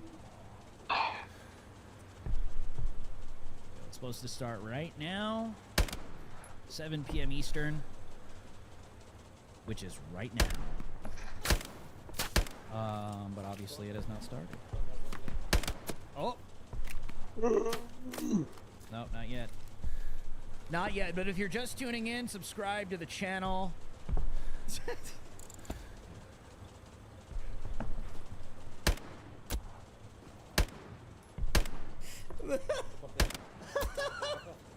Oh my gosh, I'm turning red. Oh, dude, that was funny, dude. That was funny. Plebeian in the chat says that music sounded like a low-budget black talk show. Oh, here we go. Here we go. All right, we are live.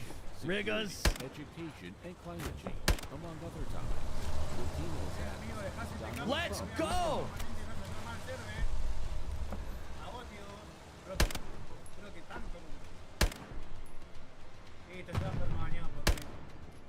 Señor Donald Trump.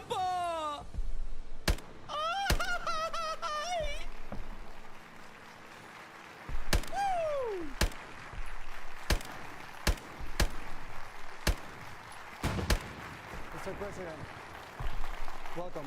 It's great to see you again, sir. Thank you so much. That's my president. Thank you very much, everybody. Thank you. Thank you, sir. It's great to see you back here in Univision. Thank you so much for doing this. Muchas gracias, professor. Well, this is an honor, and I've never been my own host before, because today we're going to sort of be together for almost an hour, and I look forward to it. We've done really well with the Hispanic people, as you know. Let's go. No Republican has ever done like this, and most people haven't, but I've had a great relationship. We've created a lot of jobs, and I think the numbers have broken every record, and I want to keep it that way. So we're going to have a good time today. Just very special people, brilliant, energetic, and somehow it just they're attracted to me. I'm attracted to them. And we look forward to having a big win. We're going to create a lot of jobs. We create jobs. That's what I do. Right next to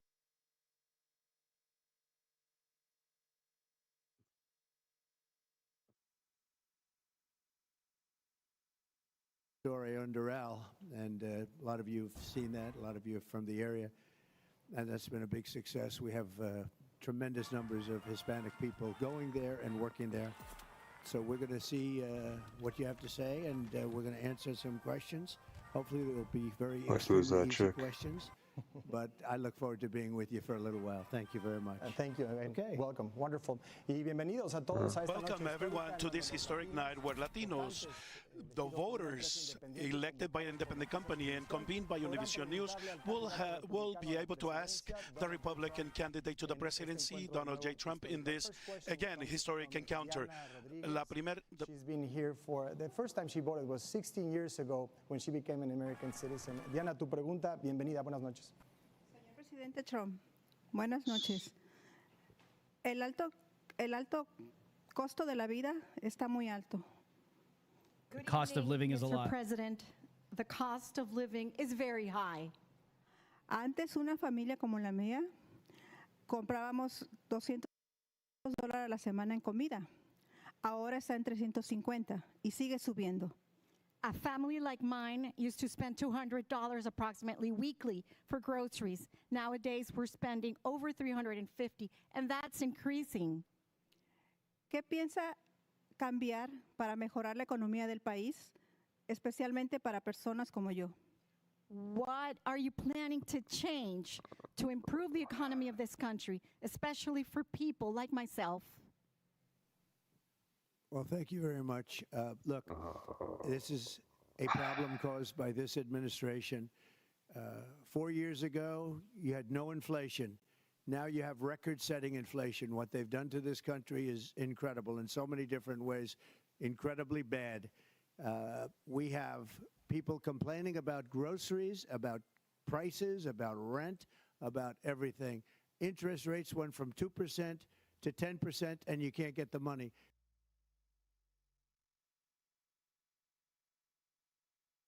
You want to buy a house. You can't buy a house anymore. You can't do anything. But the biggest thing I hear about is just what you said, groceries, the food. So we didn't have inflation. We had a great situation for everything, for virtually everything. When they came in, they spent, and they also blew my energy policies up. So we had inexpensive energy. Now you have the most expensive thing on the list is energy. That is such a big category that it leads to everything. Everything else follows. Everything follows energy. We have more liquid gold under our feet than anybody else. There's no other country that has liquid gold like we do. That's oil and gas. We're going to bring your energy costs down, and with your energy costs, everything is going to come down. We're going to also make jobs available so you can afford, literally, much easier. We're going to have many more jobs than we have right now. We set a record. We had the greatest economy in the history of our country. Now we have a lousy economy, primarily because of inflation. So we're going to get rid of the inflation. We're going to drill, baby, drill. I'm going to get your energy costs down by 50%, 50% over the course of 12 months, which will be easy to do because we have more energy than Saudi Arabia. We have more energy than Russia, anybody. We were energy independent just 4 years ago, and now look at us. So energy is going to bring it down, and the spending is going to bring it down. We're going to cut a lot of waste and abuse that won't affect anybody other than our bottom line as a country. And you're going to be in great shape. You just hang in there. We're going to bring those costs way down. Thank you. Thank you. Thank you, President Trump. Thank you, Diana. Muchas gracias. President Trump, as you know, farming is one of the most demanding jobs, and farmers like Jorge Velasquez over here work hard to put food on the table of American families. He has a question for you. Jorge Velasquez es agricultor y tiene una pregunta Good para hair, by the way. Nice hair. Expresidente. Look at that. Buenas noches, señor presidente Trump. He trabajado toda mi vida con estas manos. Are these illegals? Agachado por horas, piscando fresa, cortando brócoli. Good evening, President Trump. For many years, I have worked with these hands, hunched over, picking strawberries and cutting broccoli. Este duro trabajo es realizado en su mayoría por gente indocumentada. This tough job is mainly done by undocumented people. Si usted deporta a esta gente, ¿quién haría ese trabajo y qué precio pagaríamos por la comida? If you deport to these people, who would do that job and what price would we pay for food? Finished, yes? Listen, Hector. So the problem we have is we had people coming in under my administration, and they were coming in legally. They were coming in through a system that we had, which was great, because I'm the best thing that ever happened to farmers. You know that. I was great. You know, farmers are doing very badly right now, very, very badly under this administration. Under my administration, farmers did very well. We have to have a lot of people come into our country. We just want them to come in legally through a system, because they've released hundreds of thousands of people that are murderers, drug dealers. Oh, this is what I'm talking about. How long have they been at it? 10, 15 minutes. Totally against it, what's happened. The other thing I can say is that a lot of the jobs that you have and that other people have are being taken by these people that are coming in. And the African American population and the Hispanic population in particular are losing jobs now because millions of people are coming in. So they're coming in, but they're also coming in largely, and tremendous numbers coming in out of mental institutions. They're emptying out mental institutions. They're emptying out insane asylums. That's a step above a mental institution. Worse, bigger problems, bigger problem people. They're emptying out jails. The jails are being let into our country from Venezuela, but not just South America. From all over the world, they're being let in. from jails, from nobody's ever seen anything like it. The jail population throughout the world has come way down, and it's all coming into the United States of America. So we want workers, and we want them to come in, but they have to come in legally. They have to love our country. They have to love you, love our people. The problem with this administration is they've totally lost control. They're not wearing it's earpieces. The worst president and the worst vice president that we've ever had in this country. What they have done to our country in terms of hurting it. Our farmers, by the way, are dying. They haven't had anything so bad in 25 years. 4 years ago, our farmers, including you, were making a lot of money. They were doing great. Now they're absolutely dying. We're going to turn it around.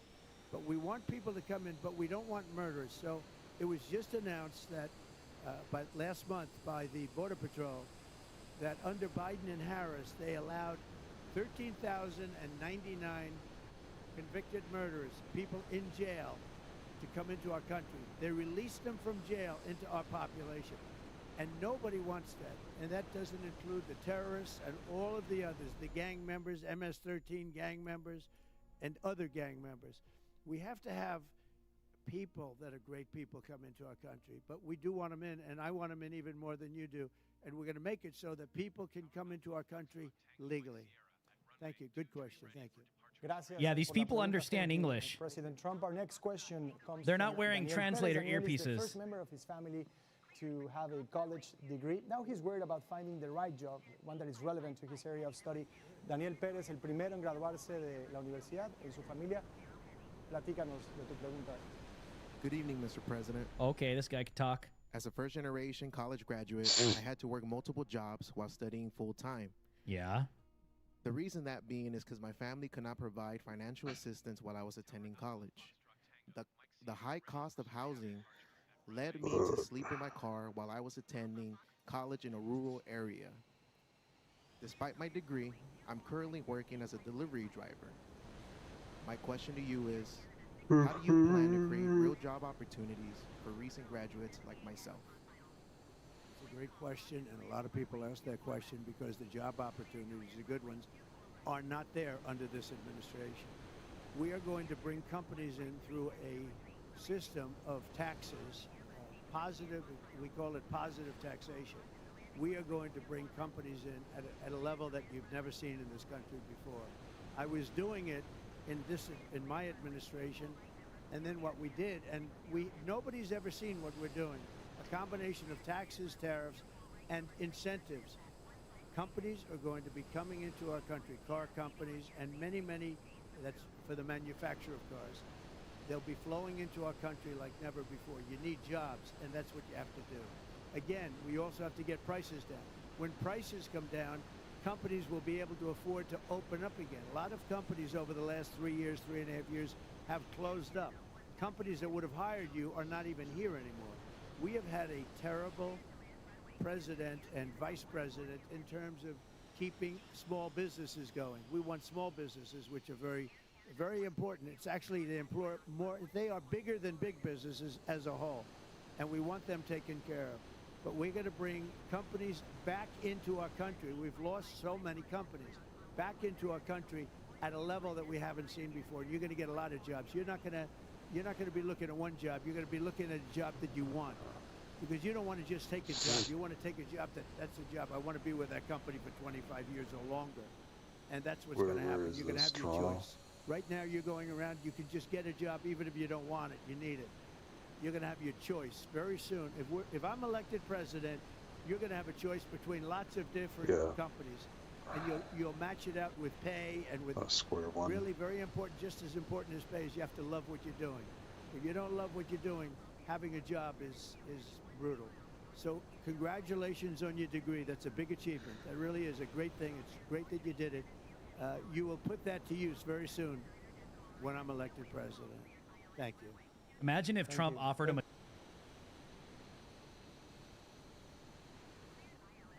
job. And congratulations on that degree. That'd have been Our crazy. next question comes from Natalie. Come on my lawn. Years old. She lives here in South Florida with her family. Natalie Martinez. Come to Mar-a-Lago en el sur de la Florida con su familia. Adelante. and mow my lawn, Jorge. Hola, expresidente Trump. Soy una estudiante universitaria. Hello, President Trump. I am in university. Participé en una competencia sobre la deuda nacional y por eso me preocupa mucho. I participated recently on a competition on the national debt, and that has gotten me very worried. La deuda nacional ya está en $35 trillion y no para. The national debt right now is $35 trillion, and it does not stop there. Mi pregunta para ustedes, ¿qué haría su administración para reducirla, junto I con have no el interés idea. que pagamos para la deuda? My question for you tonight is, what will you do to improve it, to reduce the debt, and also to pay alongside its interests? Thank you. Thank you very much. Good question. So we do. We have record national debt. We've never had anything like it before. We were getting ready to start paying down debt, and then we got hit with a thing called COVID, or the China virus, and that had to be the focus. And we needed to help businesses stay in business. And if we didn't do the job we did, Linda McMahon did a great job, Small Business Association. If we didn't do the job that we did, you wouldn't have any companies, right? You would have been in a depression like in 1929. And we did a great job in keeping it all going. We ended up where the stocks were higher, despite all of the COVID, China virus that came into our country. The stocks, when I handed over, the stocks were higher than they were previous to the COVID coming in. So we had to focus on that, obviously. But we had the best economy that we've ever had. We're going to have that again. What's going to solve the problem is growth. It's a thing called growth that nobody even talks about from the Democrat standpoint because they don't know about growth. But we're going to bring companies in. We're going to bring tremendous business to our country. And that's going to solve that. Also, waste, fraud, and abuse. And we have Elon Musk, who's a fantastic guy and a fantastic genius. He's a genius at a lot of things, but he's a great business person also, in addition to sending rockets. You saw his rocket come down the other day and land. The way it landed was so incredible. Nobody had ever seen anything like that. But Elon called me and spent a lot of time. He endorsed me, totally endorsed. He said, if Trump doesn't win, our country may be finished. That's a pretty strong endorsement from a truly brilliant guy. But we're putting him in charge. He wants to do this so badly of cost cutting, bringing costs down so that it won't affect the people. But the waste and abuse in this country, the fraud in this country is massive. And he and his team are going to work on that. We're going to get it down. We're going to start paying off debt. But the key is growth. We have to grow the country, keep the debt the same, and then bring it down and grow the country, and we'll be stronger than ever. You elect me president, we're going to be stronger than ever. That's what I do. Okay? Thank you very much. Thank you, President Trump. Thank you, Natalie. President Trump, we're going to See that black dude in the audience? We'll be right back with more questions from undecided Latino voters. Una breve pausa, ya regresamos con más de este encuentro. Los latinos preguntan, Donald Trump responde.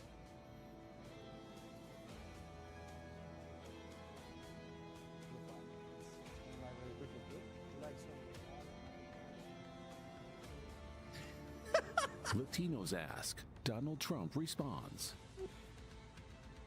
Latinos ask, Donald Trump responds. If you're wondering why they're going back and forth, this is Univision. So they're translating, it's bilingual, because Trump is obviously on a Spanish network. But we're listening to the English version. What if you go plane is on... this? Hold on. Let me lower this. This is obviously bilingual. It's a Spanish channel. And if you go on the Univision YouTube, they have the Spanish version of the channel. And while all the English speakers are talking, there's someone translating in Spanish in the background. And you could tell that's why they're doing it here during the show. They'll talk in English, then they'll talk in Spanish. Oh, shit. Confusing as hell. Planes are coming by. English should be a requirement in the United States, okay? English. I'm Latino, okay? And I don't speak Spanish. I don't understand Spanish. Only a little bit. English. That's my first language. That's how America should be, but, you know. Kudos to Trump for going in the lion's den. Univision is trash, dude. Univision is trash. No, I'm not telling you to go watch the Spanish version on YouTube. If you want, you can go give it a shot. We can stay here, though. You get the English version here. I hate these stupid ads on YouTube, man. Do you know what any of that shit means? I could maybe try and look. Don't go anywhere. If you're just tuning in, subscribe to the channel. They're in a break right Any now. of the controls. If you're just tuning in, subscribe to the cockpit. channel, smash that like button, hit the bell notification. Please copy the link and share it everywhere. Yeah, I don't see it on my thing. And episodes.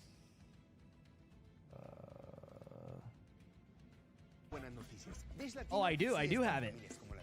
Con una pantalla adicional con Dish Anywhere, TV en vivo on demand y apps integradas. You guys want some Spanish ads? Okay, I got it. We won't get those gay ads anymore. Got it. I got a different feed. We're good. We are good.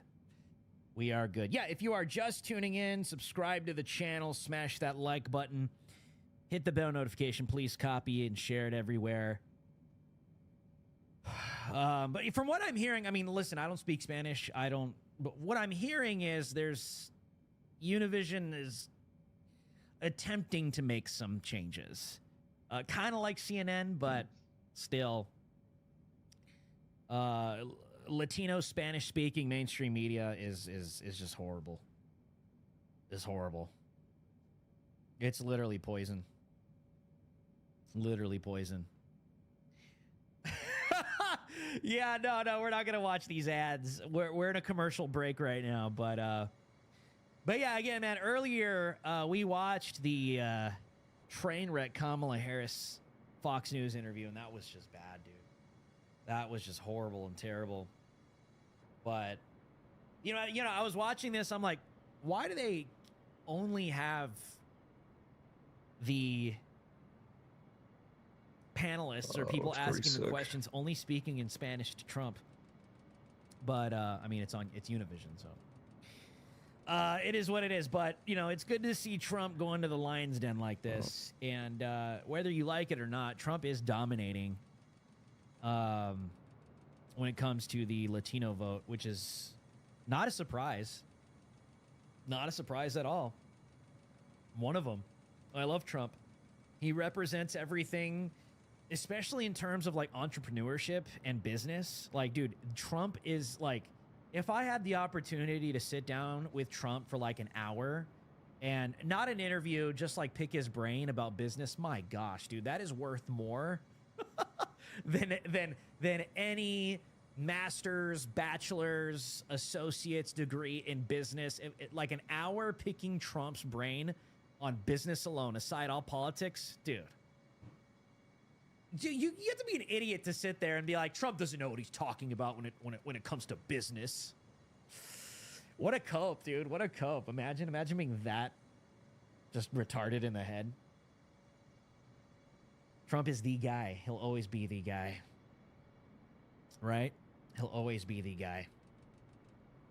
But we are in a commercial break right now. So if you're just tuning in, yes, please subscribe to the channel right now. We appreciate you. We appreciate you. We got a super chat. Epic McGroin says, why is no one talking about Biden authorizing deadly force against Americans if there is any civil unrest because of the elections released September 27th, 2024 by the DOD? Yeah, we've been talking about. I don't know. I don't know what you're talking about.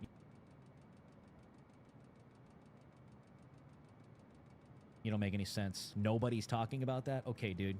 You're just, yeah. You obviously don't watch this show. All right, Trump is back. Latinos y el expresidente Donald Trump. We're back.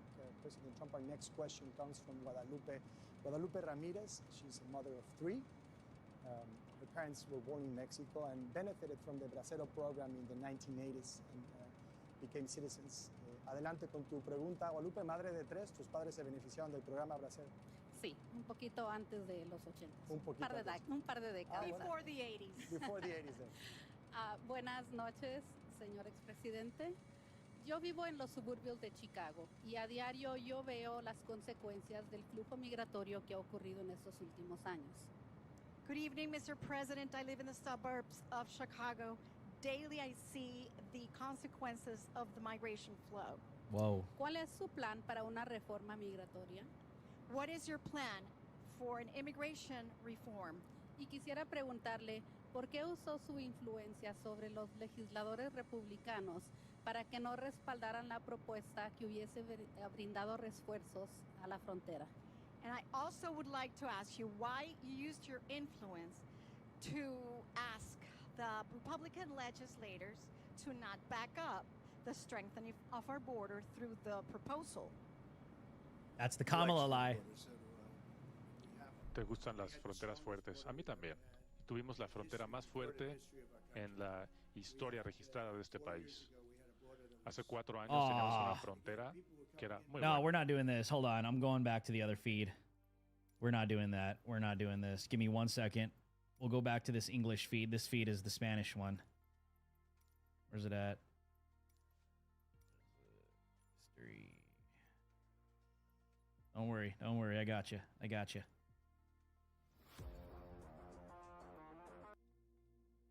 We're good. We're good. Two things I had. And I said, that's pretty good. We also got into no wars. I didn't get into any wars. I'm the first president in 84 years that never got into a war, but I beat ISIS. And we beat them in 2 months instead of, I guess they told me it was going to take years, like 5 years. I did it in 2 months. Our military is incredible. I rebuilt the military. But remember these two things. I had the strongest border in the history of our country and had the best economy in the history of our country. And I had no inflation. No inflation. Thank you. Thank you. Gracias, Guadalupe. Thank you, President Trump. Our next question comes from Arizona, a key state in the upcoming election. José Saralegui lives right on the border with Mexico. José Saralegui, de la frontera de Sonora y Arizona. Una pregunta para el presidente Trump. Thank you. Soy un republicano, registrado republicano, pero en este momento me encuentro indeciso. Good evening, President Trump. I am a Republican. I am a registered Republican, but at this time I am undecided. Durante la campaña se han utilizado muchas teorías de conspiración. During the campaign, there has been some conspiracy theories in use. Le doy un ejemplo si me permite. If you allow me, I would like to give you an example of it. Las autoridades de Springfield, Ohio, han aclarado una y otra vez que los haitianos no se están comiendo los perros ni los gatos de sus gentes. The authorities in Springfield, Ohio have more than one time clarified that the Haitians are not eating their cats and their dogs. Sin embargo, usted les quiere revocar su permiso que tienen para residir legalmente en este país. Nonetheless, you want to revoke the permit they have to legally reside in this country. Mi pregunta con todo respeto es si usted verdaderamente cree que estas personas se comen las mascotas de la gente. My question to you very respectfully is, do you really believe that these people are eating the people's pets? Thank you.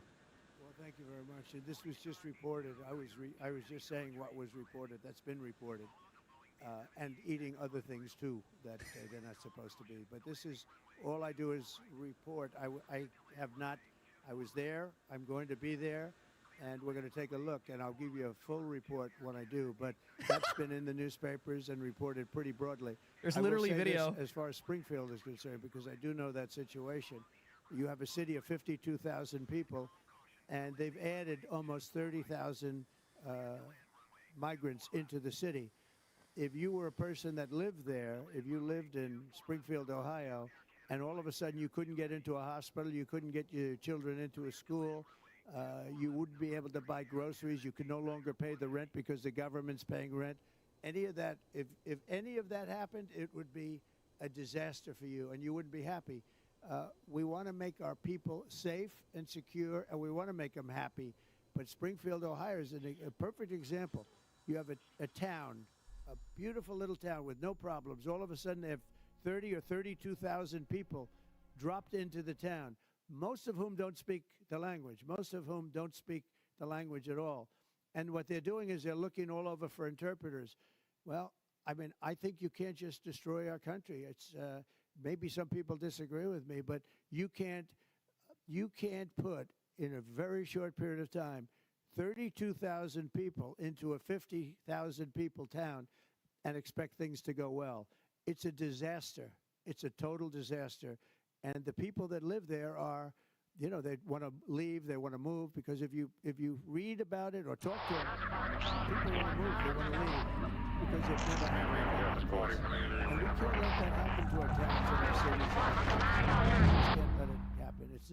It's not sustainable. I appreciate the question. I hope you vote for it. I'm a Republican, but I'm undecided. Una breve pausa y regresamos en este encuentro histórico entre votantes latinos. What the hell was that? These lizards are I'm a starting to get on Republican, my but I'm undecided. Field Ohio's the nerves. We missed that one about the border bill because we had to switch the feed. Strong border. We're bringing a lot back. We have it. Chicago's a very dangerous. Run Chicago. They have a mayor. Immediately we have to. I'd like to ask you why you used your influence to ask the Republican legislators to not back up the strengthening of our border through the proposal. Because we have law and order, we have it the way you need it. You need to be safe. You want to walk across the street for a loaf of bread. You want to be able to walk and not get shot or not get mugged or anything else. So we're going to bring that back. I'm bringing a lot back to help the Democrat mayors, where they have them, run their cities better, because they can't run their cities. They're crime infested, and Chicago's an example of it. And we're going to make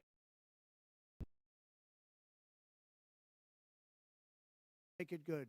As far as the border, we want to have a strong border, and we want people to come in, and that's what we had. Remember, we had the strongest border in history, and we had the best economy in history. Two things I had, and I said, that's pretty good. We also got into no wars. I didn't get into any wars. I'm the first president in 84 years that never got into a war, but I had. And I said, that's pretty good.